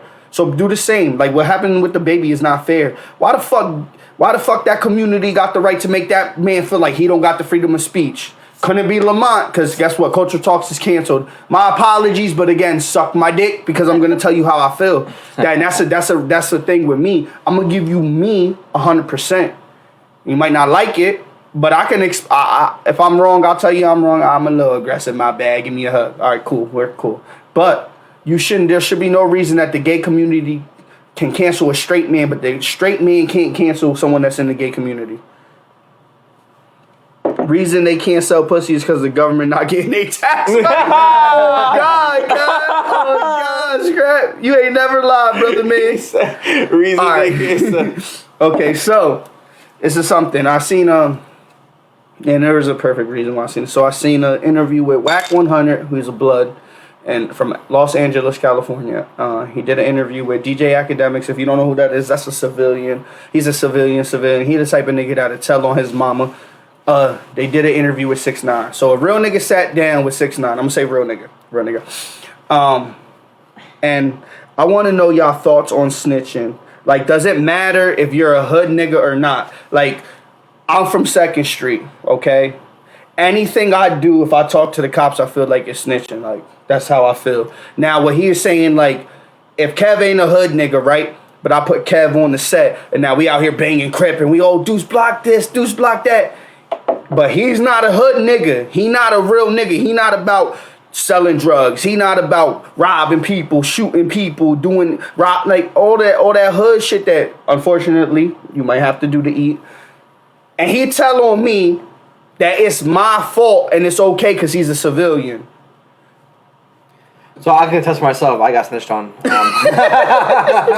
My boys. Back when I was in high school, I got snitched on for a stolen car and that you didn't even steal. Yeah, that was exactly. I just got in the car and smoked mad weed and then that was it. The lawyer was like, "Oh, who was in the car?" I was like, "I'm not gonna say who was in the front seat." And he was like, "Yo, it doesn't matter. That you just gotta say it. You're gonna save your own ass." And I was like, "Nah, whatever responsibility happens." I knew the repercussions of going to a stolen car. Granted, the situation was a little scary, so I was like, you know what?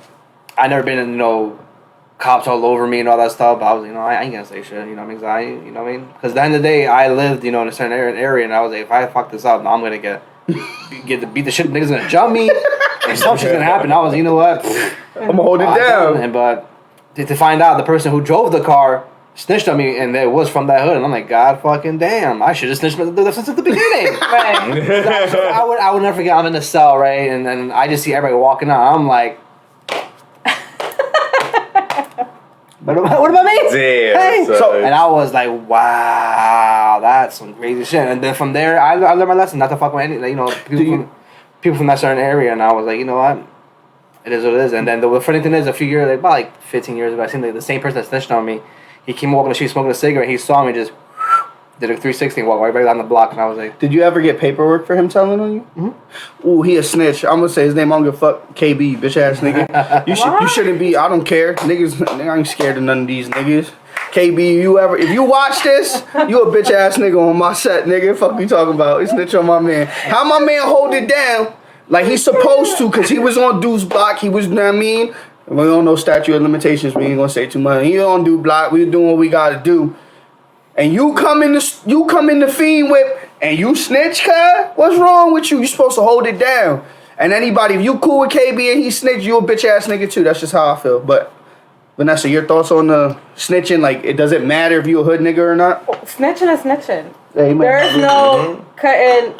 One like, there's no, it's just snitching is snitching. Ooh, but at the same time, pause. At the same time, if you break my shit, I'm calling the cops on you. Okay? Oh, no. And if you wait and you come at me, I'm calling the cops on you. That's it. So that's not snitching. So I feel like, we need to blur those lines a little bit, but snitching is snitching. Not blur it, but You know when you gotta place that call for you, and you know when you snitching. Just exactly like what Vanessa was saying. Now, you know your own upbringing. You know how you was raised. You know who your family is. You know how you was raised and brought up to be. If you want to curve left and you want to step aside that path that you want and take a different realm of life, you know what you're getting into. And when when you know what you're getting into, you reap what you sow. And if that mean you get into some shit that you ain't never want to be into, if you would have stayed on the right path instead of going left, why'd you do it? Soft ass niggas. Okay. Why'd you do it? Damn, she made me mad. So now I have a question though. How about big people that, like, how do you view like big people that have snitched? So I'm talking about like people like Alpo and like nigga, listen. You snitch, like, you a snitch, cuz. Like the mafia, like Sal, the Karen Staff from Mob Wife. Okay, so let me say this. What you're saying is, you're asking me, is it okay to tell if it saves your ass because they told on you? I don't know. I'm just. I'm asking you. So what you're saying is, if Josh okay, so let's say like, this. I'm the big boss. I'm not selling out my people, but that's snitching, cuz. Listen, when you come up in the hood, you come up from the bottom, you a gang member, you sell drugs, you do any of that, you shooting motherfuckers. Listen, you chose that lifestyle. Even if we ain't choose it, that's what God dealt us. Guess what? You be a real nigga or get the fuck out the way. There ain't nothing wrong with being a regular motherfucker. Go get a job. Go to school. You know what I'm saying? Like, listen, I'm not going to sign up for something if I'm not going to hold my own. Babe, you can contest. When I was going through my situation, if somebody would have showed up to court, I'd have been doing like minimum 10 plus years, correct? 10 to 20, correct?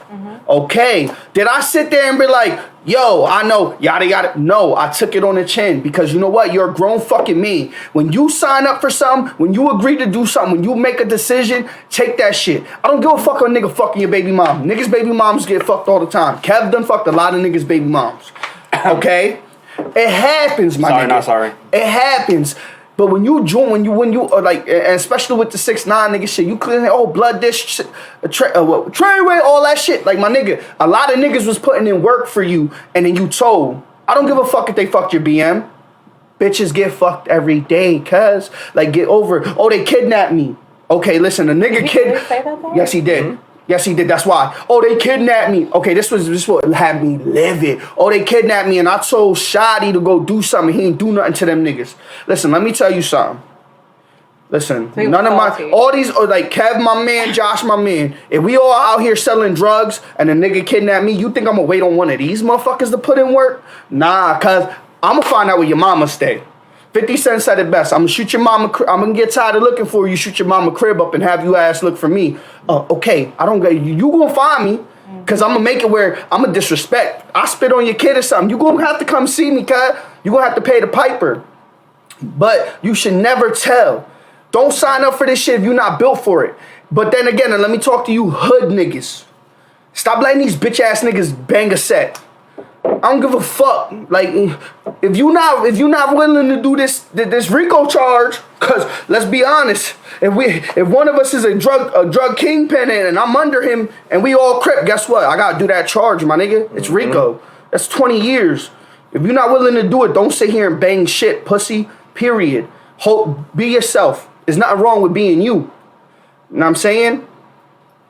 And the same thing with me. Like, I've done 29 going on 30 years old. I've done my fair. I've hung out with my fair crowd of people. I've hung out with people that bang red. I've hung out with people that bang blue. I've hung out with people that bang key. King. I've did my fair share selling a couple things or whatever. I did my fair share running around with some people. But at the same time, they knew who I was.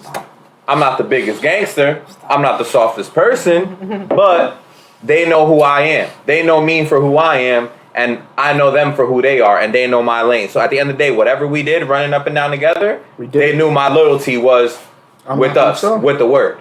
I could have got hemmed up dolo. I could have got hemmed up with someone else, but they knew no words would fly out this mouth because of the route that I choose to take, whether it was blowing an L with them, chilling out after 1 a.m. with them, doing whatever we do. We're going to still break into a car. We're going to go run somebody's pockets. They already knew. The word and the deed were safe with me. If I was there and I was with it, ain't no need for me to chirp anything else. I'm gonna end it with this. If no one got nothing to say, you know the stove is hot or not. Straight up. You know it's not Straight up. or not. Straight up. Right. We ain't 6 no more.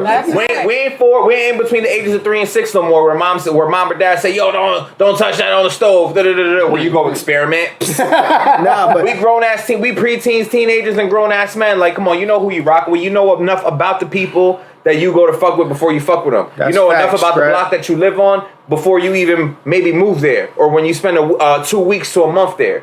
You know about the crowd that you seeing before you choose to run with them. You know what you're doing. Can't take the heat, stay the fuck out. If y'all want to choose y'all vision to be jaded and go the other way, that's y'all choice. But know that when y'all make that choice, your choice when the consequence comes got to be correct, and you better not fold. Oh God, you better not fold. That's like Josh. Y'all could all contest. I was telling niggas like, when niggas be like, "Oh, you don't come outside, you don't do this, you don't do that," and I'm like. And this is old Lamont, because I used to get drunk. When I get drunk, I bang my shit. I don't give a fuck. Listen, cuz you gonna know. Listen, I'm gonna be real, Josh. How many times I tell you, like, yo, I stay inside because if blood niggas see me and they shoot at me, they not gonna stop because y'all with me. And, like, that's something that I gotta live with then. You know what I'm saying? Like, I let niggas know, like, if my mindset ain't there, I'm not coming out. Cause I guess it's obvious, because even for my birthday, the group of niggas over there must have been blood, because they over here eyeing me. Pop Smoke, come on. You know what I'm saying? I'm set tripping. That's who I am. And unfortunately, if shit goes left, everybody with me is now, it don't matter. You a part of that because you with me. So like I tell niggas, if you got beef with me, if a nigga got beef with me, and my family hanging with him, guess what? My family got beef with me, bro. Because these bullets don't got names on it. These hands, if I go with 6 niggas and you got 6 niggas, you think because you my cousin, they not going to stomp you the fuck out too? Because you standing there, niggas going to punch you. Because either you with me or you not. In the moment, you got to pick a side.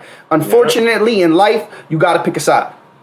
And you gotta deal with the consequences. Yep. A lot of y'all don't understand why y'all do what the fuck y'all do. Y'all just do it. Like Josh said, oh, them niggas gangbanging. That shit look fun. It's not fun, my nigga. Like, when you gotta put in work, is you really ready to do that?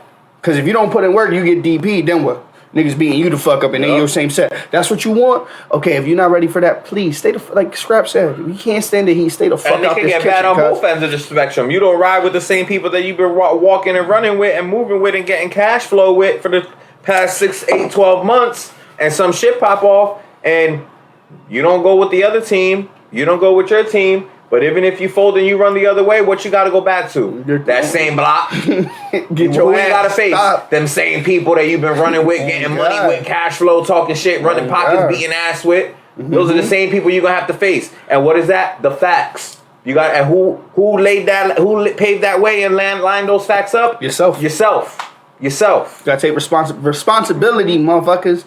That's some free game for you. What we just gave you. understand your consequences. My dad used to tell me this, because I did some dumb shit. He'd be like, boy, ask yourself this before you do it. And what I'm doing gonna get my ass beat. And I took heed to it to the point where I was like, yo, when I did dumb shit, I made sure nobody was around. And whoever was with me, it was a limited few.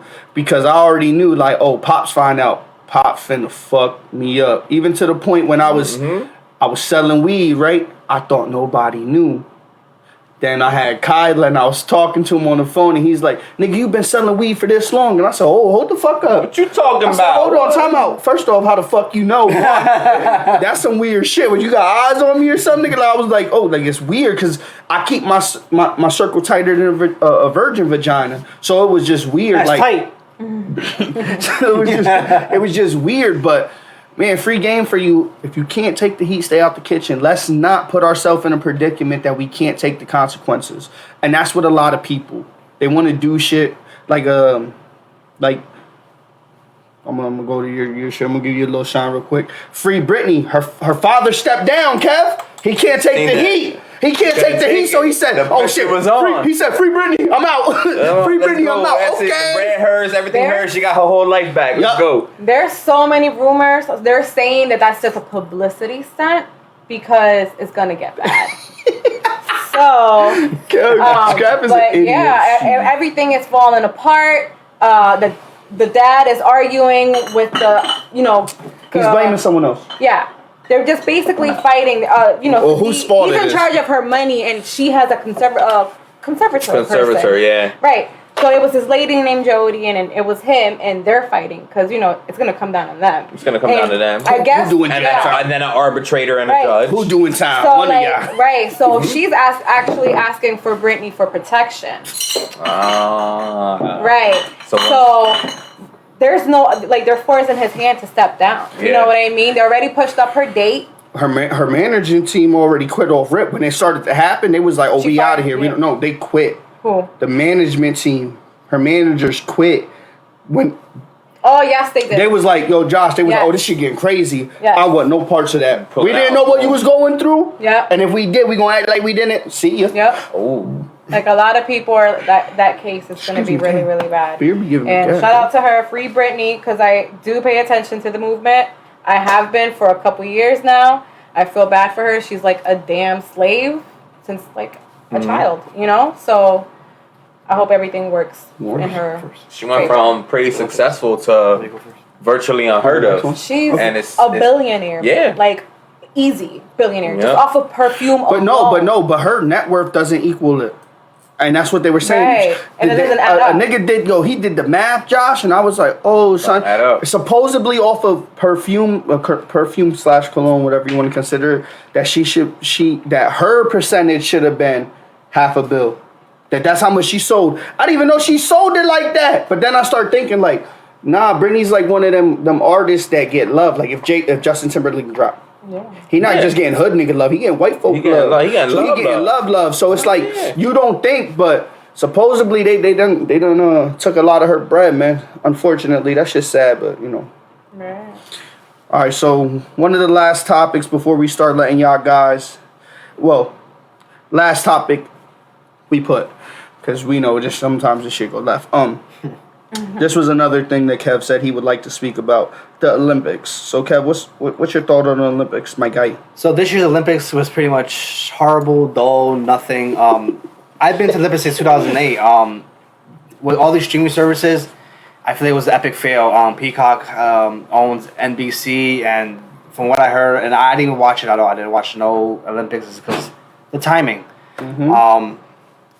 By the time you want to watch an event, it was already over, and you already knew the results. I feel like we didn't have. Granted, I know USA dominated the Olympics, straight dominant, but it wasn't. I didn't hear no big stars like in 2008, 12, and 16. You didn't have no Michael Phelps. You didn't have Usain Bolts. Like it just wasn't as interesting. And the U.S. basketball team, I said at the beginning in Cultural Sports, I wasn't really into that team. Granted, they won gold. I thought they was gonna win bronze, but you said no. But the whole thing is like. That whole time with the Olympics with the basketball team, do you remember any memorable games? I didn't even see it. Like, I went to look for the championship game even after I knew they won, and I couldn't find it. Yeah. That's terrible. Like, for me, my Olympics, that for me would hold a special part of my heart was the 2008 Olympics. We had the Redeem team. We had the introduction. Is that the year Phelps went nuts? Yes, that's the That year. year That's was the year crazy. Michael Phelps destroyed the Olympics. That's when we heard Usain Bolt destroyed the Olympics. Like we had so much big names, especially 2012. You know what I mean? Like it was quote unquote the second best dream team ever with KD, Bron, D Wade, Kobe, all in their prime. That was an amazing team. Then we had the continuation of Michael Phelps, the continuation of Usain Bolt dominating, and then we had 2016 with the end of an era with Michael Phelps and Usain Bolt, but the end of the era with them, they still dominated. And then we had, the basketball team was still doing good, but one of the girls' names, I can't remember her name, she's gymnastics, Simone Biles. That's when she came out and destroyed the Olympics. She cooked. She gang cooked. shit. Katie Ledecky with the Yes, swimming. yes. and they She's cooked. still cooking. And she's still cooking. But with the 2020 Tokyo Olympics, it wasn't memorable for me. Like I can't remember an event like holy shit, that was amazing. Like I said before, the USA destroyed. They took almost every goddamn medal you can think of. I think they destroyed. I think the second place it doesn't even come close. And every medal count, nobody came within 10 medals. Yeah, but the whole thing is like there was no Usain Bolt. You know what I mean? It was straight domination. But there was no Michael Phelps with straight domination. You know what I mean? The U.S. basketball team, it was okay, but it was just nothing memorable. And it's something I'm not gonna lie to you guys. 4 years from now, 30 years from now, I'm not even probably gonna talk about it. To this day, it's 2021. It just happened. With Culture Sports, I still talk about the 2008 Redeem team. I still talk about the 2012 second of the one of the best teams ever. You know what I mean? And 2016, it is, but we had the end of an era with those people I said. And 2020 Tokyo Olympics, I probably won't remember. Probably would talk about it. It probably reminds you of the 2004 Olympics. I don't remember much from that. You guys? Nah, but to go off that, what Kevin's saying is true. But it's sad because that Katie girl, she literally owns like the top 20 records in swimming, and she just broke one this year. But it's let's say it's more or less because of how it was televised and how it was brought to us in America. I'm not gonna remember much. Now with Simone Biles, let's talk about it. I respect her. She had mental health issues. She backed out. And you know what? Her team supported her. Because let's be honest, she's the best gymnastic person in the world. I think we ever seen. Yeah, she would have won. She would have won gold a few more times. She took off for mental health issues, which I support, and then came back and still got the bronze medal. Still placed. Hear that again. That's like not training, and still placing. Yo. That's how good she is. Talent. You can't knock it. Women's basketball, they cooked. Men's basketball, I told Kev, I told him if the chemistry was right, they could win. And they did. But I'm going to give you the medal count. Gold medals, 39 USA. Second is China with 38, okay?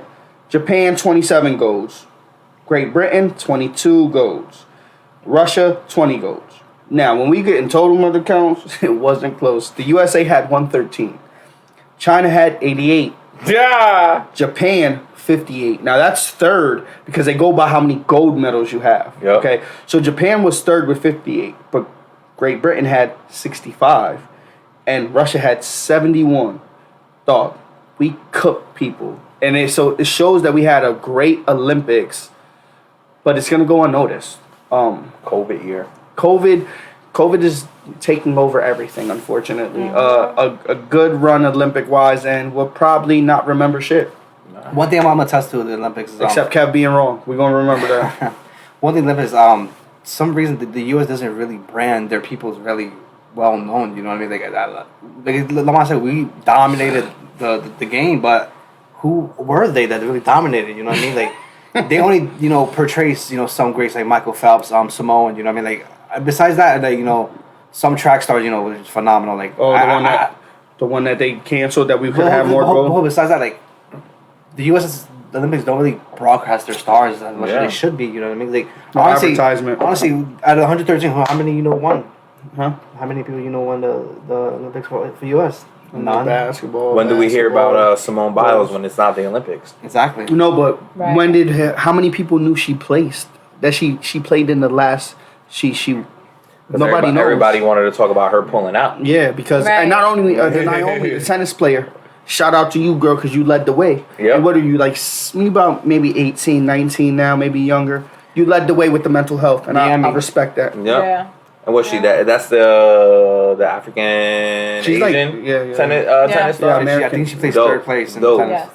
So like you said, man, Simone went under so much criticism. People thought she couldn't pull out of that because she was the GOAT. She shouldn't. She gave up on her team. Like, I know her to have I don't know her personally, but from what I see and what I read, she got a ton of humility, right? I don't think she would label herself a GOAT to be on an Olympic platform. That's something society labels. I don't even think people understand, like, what she gave up. Like, she's worked so hard for this. Do you understand what I'm saying? Do you know how tough that is to be like, that's damn, tough. I can't do Olympic it. training I can't is tough. do it. You know what I mean? Like, yeah, it's crazy. That's just like the average person with a family going to jail for some time to do that Olympic training. You don't see your family. You don't see your loved ones. You don't see your friends. You barely got a social life. You're thousands of miles away in a whole other continent training, and you can't, especially COVID, you can't leave a bubble. You're stuck where you're at. Yo, it's what? And we got death of a family member on top of that? That's crazy. I didn't watch too much of the Olympics, but y'all want to guess what I did watch? What? Women's volleyball. I'm kidding. Kevin Durant, yo. Like, the basketball was the most thing that interests me. But that's because that's something you're already normally interested in. Everything else I checked up and on. I do watch the swimming every now and then. So that's how I did know about the Katie. Swimming is low key dope though. And all that. It's mad competitive. You like, swim, motherfucker, swim. Yeah. I know you got it. Like, stroke. Do that stroke, nigga. Even the females that they swim and their feet be like all up in the air and they make this all like so crazy. So I'm gonna stick to what I said. I think 2016 was the end of an era for the Olympics. I think we're gonna wait and probably another decade plus until we get, gigantic stars again. Like Michael Phelps is a gigantic. We know him as the greatest swimmer of all time. We know Usain Bolt as the fastest man ever. I'll never forget 2016 or 2012. He's running and he looks at the guy like, "You almost got me," and just finishes.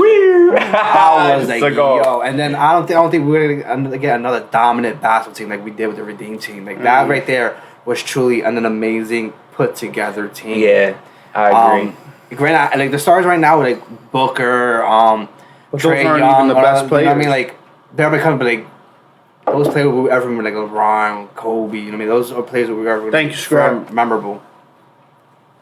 Yeah, the basketball team, we probably won't get another one because the best players don't do anything anymore. They don't do dunk competition. They don't do 3-point. They don't do US. We got to take more pride in our country. That's how I feel.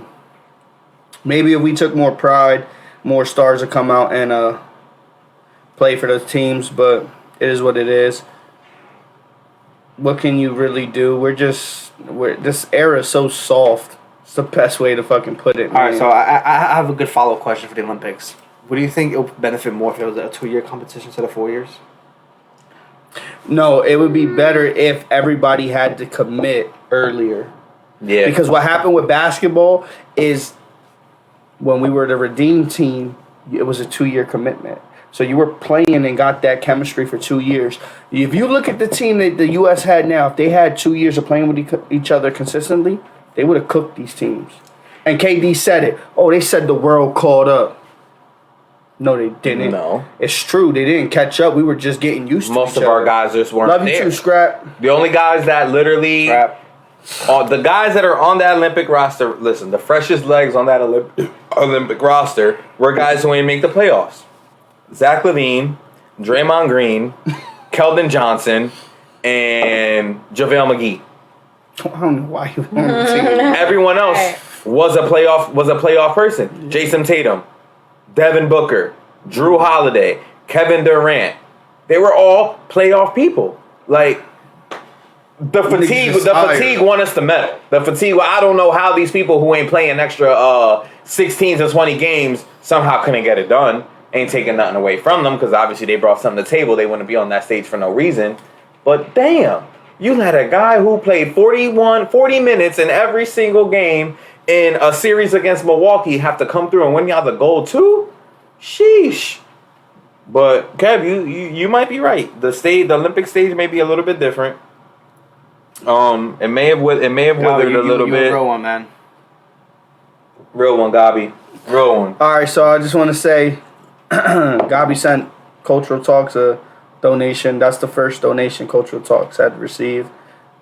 We greatly appreciate that, brother. That's You're definitely going to gonna Hall of help Fame. us. You're going to That Hall of definitely Fame. will be used to boost this episode. Definitely, since you did it. Much appreciated, my guy. You already know. You ever need anything, one phone call away. You know my house is always open to you. You know the vibe, Scrap. Definitely. We here for you like you here for us. Facts. A bit of free game. Anybody, Kev? I remember you said you had something for free game, All right, so I'm gonna let you say it. So I'm gonna be honest with you guys. The best free game I can give you, and this is the most honest free game I'm gonna give you. Choose wisely who you come in. I'm gonna keep it bluntly. Or let come in you. Come in you. I made one of the greatest mistakes of all time in my life. I made many mistakes in my life. Many. It's a long list of many mistakes I have made. But my number one is having, a one-nighter with my oldest daughter's mom. It's been hell. Imagine having a kid with a one-nighter and just completely raising it. It's just, it's been complete hell. And at the end of the day, I advise you guys to learn from my mistakes and don't make the same mistakes I have made. Use me as an example. Be smarter. The woman I have a child with is a level 50 hood chick. She got a tattoo on her chest and it's gone already. Like that's how hood she is. The tattoo faded already. That's Damn. She lives off me with child support. Yeah. Hey, yo, I'm not gonna lie. Josh. And one thing I can say is that when women say, "Oh, it just happened," it's one of those things. For me, it's just one of the things that just happened. And to this day, I regret what happened. That tattoo washed off with a sweat from being in the streets. I ain't gonna lie, that was wild. Bestie. I was not at all expecting the joint washed off. Like Level- my nigga, level like 50, first of all, Kev, like that was so out of pocket that everything good you said in that free game. Yes. I just thought we're gonna remember that like she's such a hood bitch that the tattoo already is gone. And mind you guys, Kev skimmed the surface on what his game might be about at the end, but we didn't know it was gonna come like this. Like we did not know. He told me what it was, embedded but right now. I didn't know this is why I love doing it live, because you never know what the hell he's going. Especially this guy, when he lets loose, it's just some wild. Shots fired all around. Straight up. Wow. Just to go off what Kev said, how do you have like this chest tattoo that already that takes like 20 years, bro. One day I went to pick her up and I'm like, she's supposed to have a diamond and Zara's name. Like, where's the diamond? I was, I ain't gonna say that. Yeah. that shit washed off. So like, That's crazy. yo, just to go off what Kev said, one piece of game I can add to that. You've heard me say it many times earlier in the podcast. Yo, tread lightly. Tread lightly with rumors. Tread lightly with life. Tread lightly with animosity. You know what you gotta handle. You know what you could let pass you by. Be accountable. Be responsible. Like, don't make mistakes. Some similar along the lines to what Kev was saying. Me personally, telling you off my experience off game. I've been single for a long time. I just got in a relationship. I've been in for 2 months. But what I gotta learn to do. Tread lightly, as I was saying. I'm happy for him. Know everything ain't gonna attack. Know when to communicate. Know when it's right. Know what's right for you. Know what's wrong. And then eventually, when you do that, you're fortunate enough to actually come across people that are good for you. If they may not be good for you in the girlfriend relationship sense, they're good for you as a friend partner sense. Tread lightly. Tread lightly. Tread You're lightly. bipolar. Be open minded, especially if you bipolar. Cause shit. Bipolar. And I'm just gonna leave it at shit. Shit. It's facts though. Any game you want to give him? Sure. Don't always think that the grass is green on the other side. The grass is green wherever you water it. You have to flourish. You have to take chances in life. Mental health goes a long way. And, I think right now, especially during COVID, Delta, whatever you want to call it, we might get, shut down again. So take that time to invest in yourself. Clear your mind. Do something for yourself. Find a hobby. That's all. And let your hobby be cultural entertainment and cultural talks. Yep. Because we only on twice a week, so we know y'all got the time, dog. Listen, if it goes locked down, y'all already know we still gonna be here for y'all. We might get y'all an extra. Yeah, don't worry. The content will double. Oh, shit. It's going up from there, guys. 4 episodes a week. Yo, facts. A little free game. Just gonna say, with the mental health. Know yourself, know your worth, and know your limits. It's nothing wrong with needing a mental break. I got 4 children. I got a granddaughter. I got a wife. And me. I got Kevin and Josh. My nigga, let me explain something to you. It gets hectic, my guy. then you know what I'm saying? I deal with Gabi. I deal with Kelvin, KN Trilogy. These motherfuckers are headaches, bro. Okay, so a lot of hoes and we ain't a lot of hoe skis. You know what I mean? But you gotta know your limits, and I want to use Simone Biles and Naomi as they led the way for y'all. Y'all might not listen to a little black nigga from the hood when he tell you your mental health is key. I'm gonna tell you this right now. I seen a therapist, and that was the best thing I did in my life. In tune with my feelings. I know how to control my inner demons more. And I'm just a better father for it. I'm a better person for it. So with that being said, listen, mental health, knowing your limits, knowing what's good for you, what's bad for you, it ties into kind of what everybody's saying. Because if you know what's good for you, you're not nutting in just anything. You're not letting just anything nut in you. What was you said? How you said it, Josh? Tread lightly. Tread lightly. If you treading lightly, you're not gonna put yourself in a position where you're gonna snap. Yep. The grass ain't always greener. It's similar to tread lightly. Just saying, you can make the best out of any situation. That's what Vanessa's telling you, and that's what I'm telling you. If you know what's best for you, then the possibilities are endless. Mm-hmm. Follow your heart. Anything you put your heart into, you can do.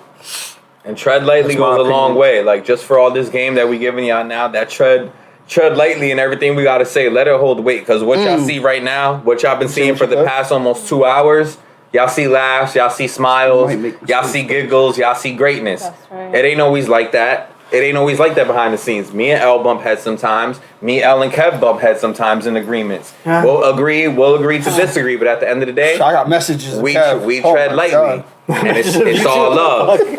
And you know what I mean? The same thing we telling y'all is the same standard, you know what I mean, that we want y'all to carry because it worked for us. Right now, for us, people could do this and not give a shit.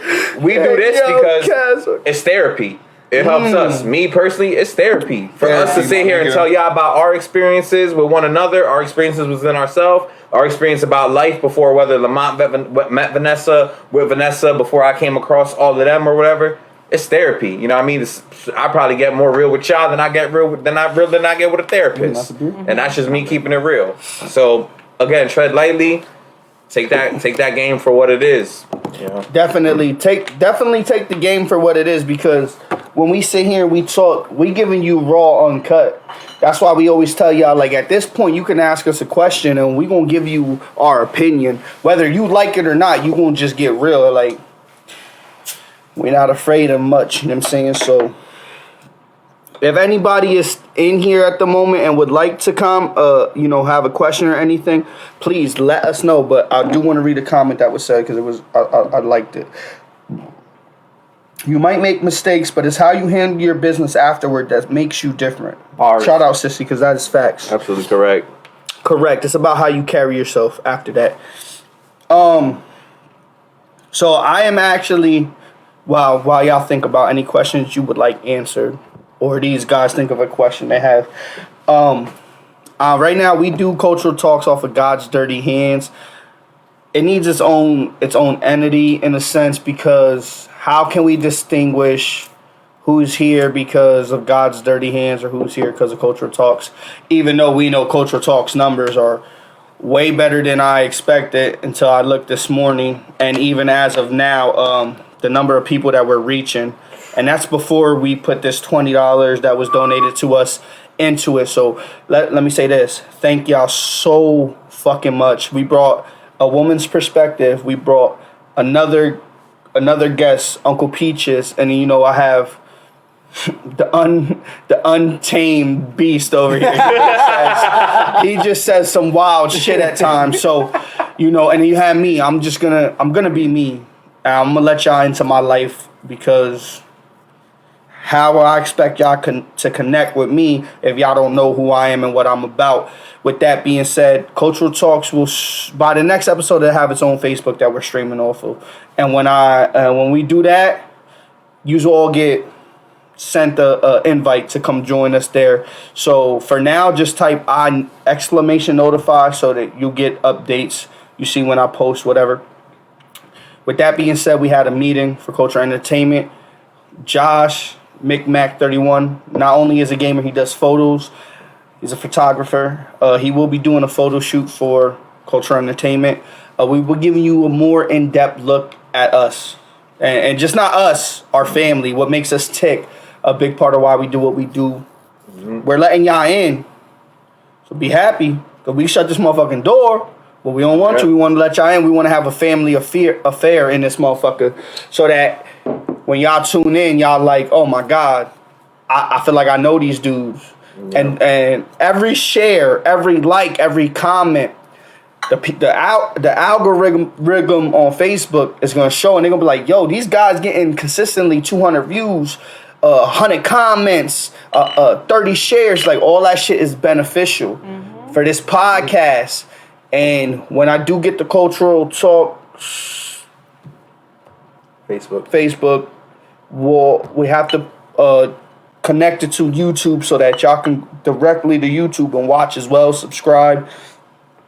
Because what is the YouTube, Kevin? It's Cultural Entertainment with a K. And one thing I say, guys, is one like, one view, one comment, one share makes an amazing difference. Definitely. We've been doing Cultural Entertainment for about 5 months on YouTube, and right now I just checked this morning, we got 730 views overall as a channel. That is truly amazing. I was fearful that damn, can we even hit 100 views? Can we even hit 10 subscribers? Well, how many we hit? 730. Talking dirty. We're on pace by fall time to hit 1,000 views. 1,000 views. Also, by the end of the year. And right now we're at 46 subscribers. It's truly amazing. I can't thank you enough, guys. Seriously. Damn, 46 it went up from yesterday. Yeah. Yep. I one part was gonna think, can we get 10? Can we get 15? And you guys have made the difference, and thank you for that. Seriously. Like I said, one new subscriber, one new comment, one new view, one new share benefits everything, and we're in cusp of greatness. And right now we're just enjoying the journey. Once we hit that pinnacle, watch out, guys. The content will only get better and better and better. And like we have said, it just takes one like, one share, one comment, one person to see in the feed of the algorithm that you did it.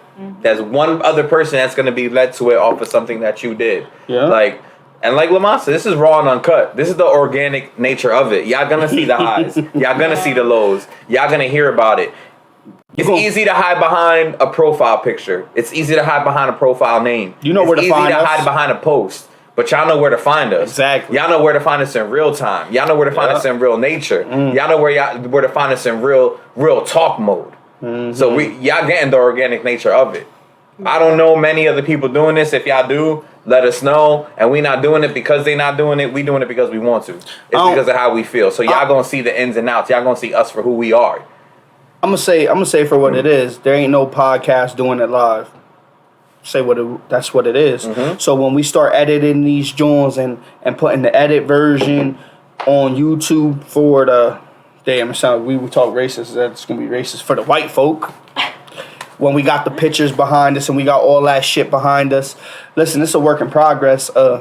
This was never. We're laying the stones. We're laying the stones. This is a podcast live, baby, where we giving you free game. Where we talking about shit that most people don't want to talk about. Look at what happened to the baby. We talking about it all. We giving you honest opinions. And if you can't really rock with that, then you probably not real. Let's be honest. We're on a journey. You know what I'm saying? And anybody that is helping us get where we're going, yous are not going to be forgotten about. We had, like I said, we had a meeting. We had several things that we could do better, how we can improve, even merch ideas. So when we get merch, of course, we'll have a giveaway because the love that you guys are giving us is tremendous. To give back to yous would be a blessing.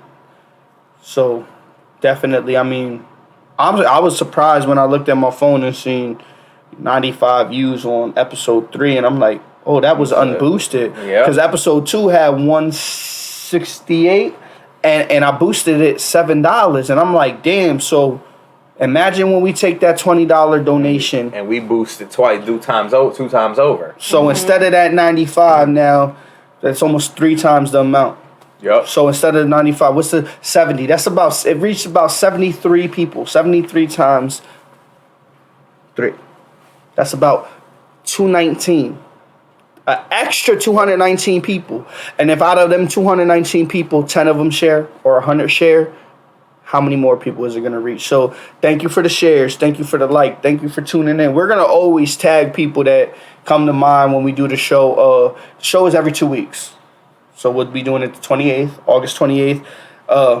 Like we always say, if y'all want to be a part of this show, you're more than welcome to slide in the DM. Text one of us. Hit us up. You got questions you want answered. You could do it live or you could do it anonymously through the text message, DM, whatever. Hit us up. Let us know. If you feel like maybe next time it should be me and Kevin, 2 females to get it even, or you want to do a battle of the sexes where it's me and Kev's opinion versus 2 females or whatever, 3. We can have as many people as we want in a sense. But right now, like I said, we're small and we're growing. We're growing because at first it was just me and Kev. We jumped from 2 to 4, baby. And the views keep piling, so why would we stop? Not only that, I feel like we should also let, people call us too. I thought about that. Call one of us if That'd you don't, we could put you on Call Kev. on the mic. Right. You in the mob, call in. Give us a hot mic. Yo. Call in, you know what I'm saying? That and I ain't gonna lie, she stole that from me because I thought I stole a battle of the sexes from her. She gave me that game, but I did tell her, like, remember we called Chris about you tried to play me. About the chalk. the 2 or 3 episodes ago. Yeah, with the chalk, he tried to play me like I was a bitch. I think that was episode 1. The snip in the chalk. Yeah, that was episode 1. He tried to play me. But real shit, like, we love you guys. Like, I don't care if you take 30 seconds, 60 seconds, 90 seconds. Facebook notices that for the 30-second viewers to the 60-second to the 90 seconds, it marks it down. It's some of y'all time, so we're grateful for it. Yeah, and when we do get to a certain point, we'll receive a star button. When we receive that star button, then you will be able to send donations or whatever you like. But that's not why we do it. We literally do it just because we talk shit regularly. Why not record it? Make it live. So, and damn, how long did I talk about this though? Since the first Cultural Sports, I was like, yo, why don't we do a podcast where we just talk our shit? That was back in 2018, 2019? My nigga, it took 3 years for us to get everything. It took for Kev to be a man and be like, yo, let's do this. And then I was like, man, I want my shit back. And if I'm not gonna lie, I think Kev kind of mentioned it to me. Why don't you do Cultural Talks? And I was like, he said, oh, you was adamant about it. I'm like, yo, you right, I'm gonna run with it. So I'm gonna run with it. You know what I'm saying?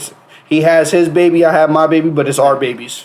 He's just the woman. That's he's the baby mom. He's the baby mom. He's the first one. He's baby mom number 1. Oh, no. He's the baby mom with the shit running away. That's already disappeared, but you know how that go. And one more announcement before we cut y'all loose, let y'all off the hook. The TikTok is up. Oh, there we go. Cultural Entertainment with a K.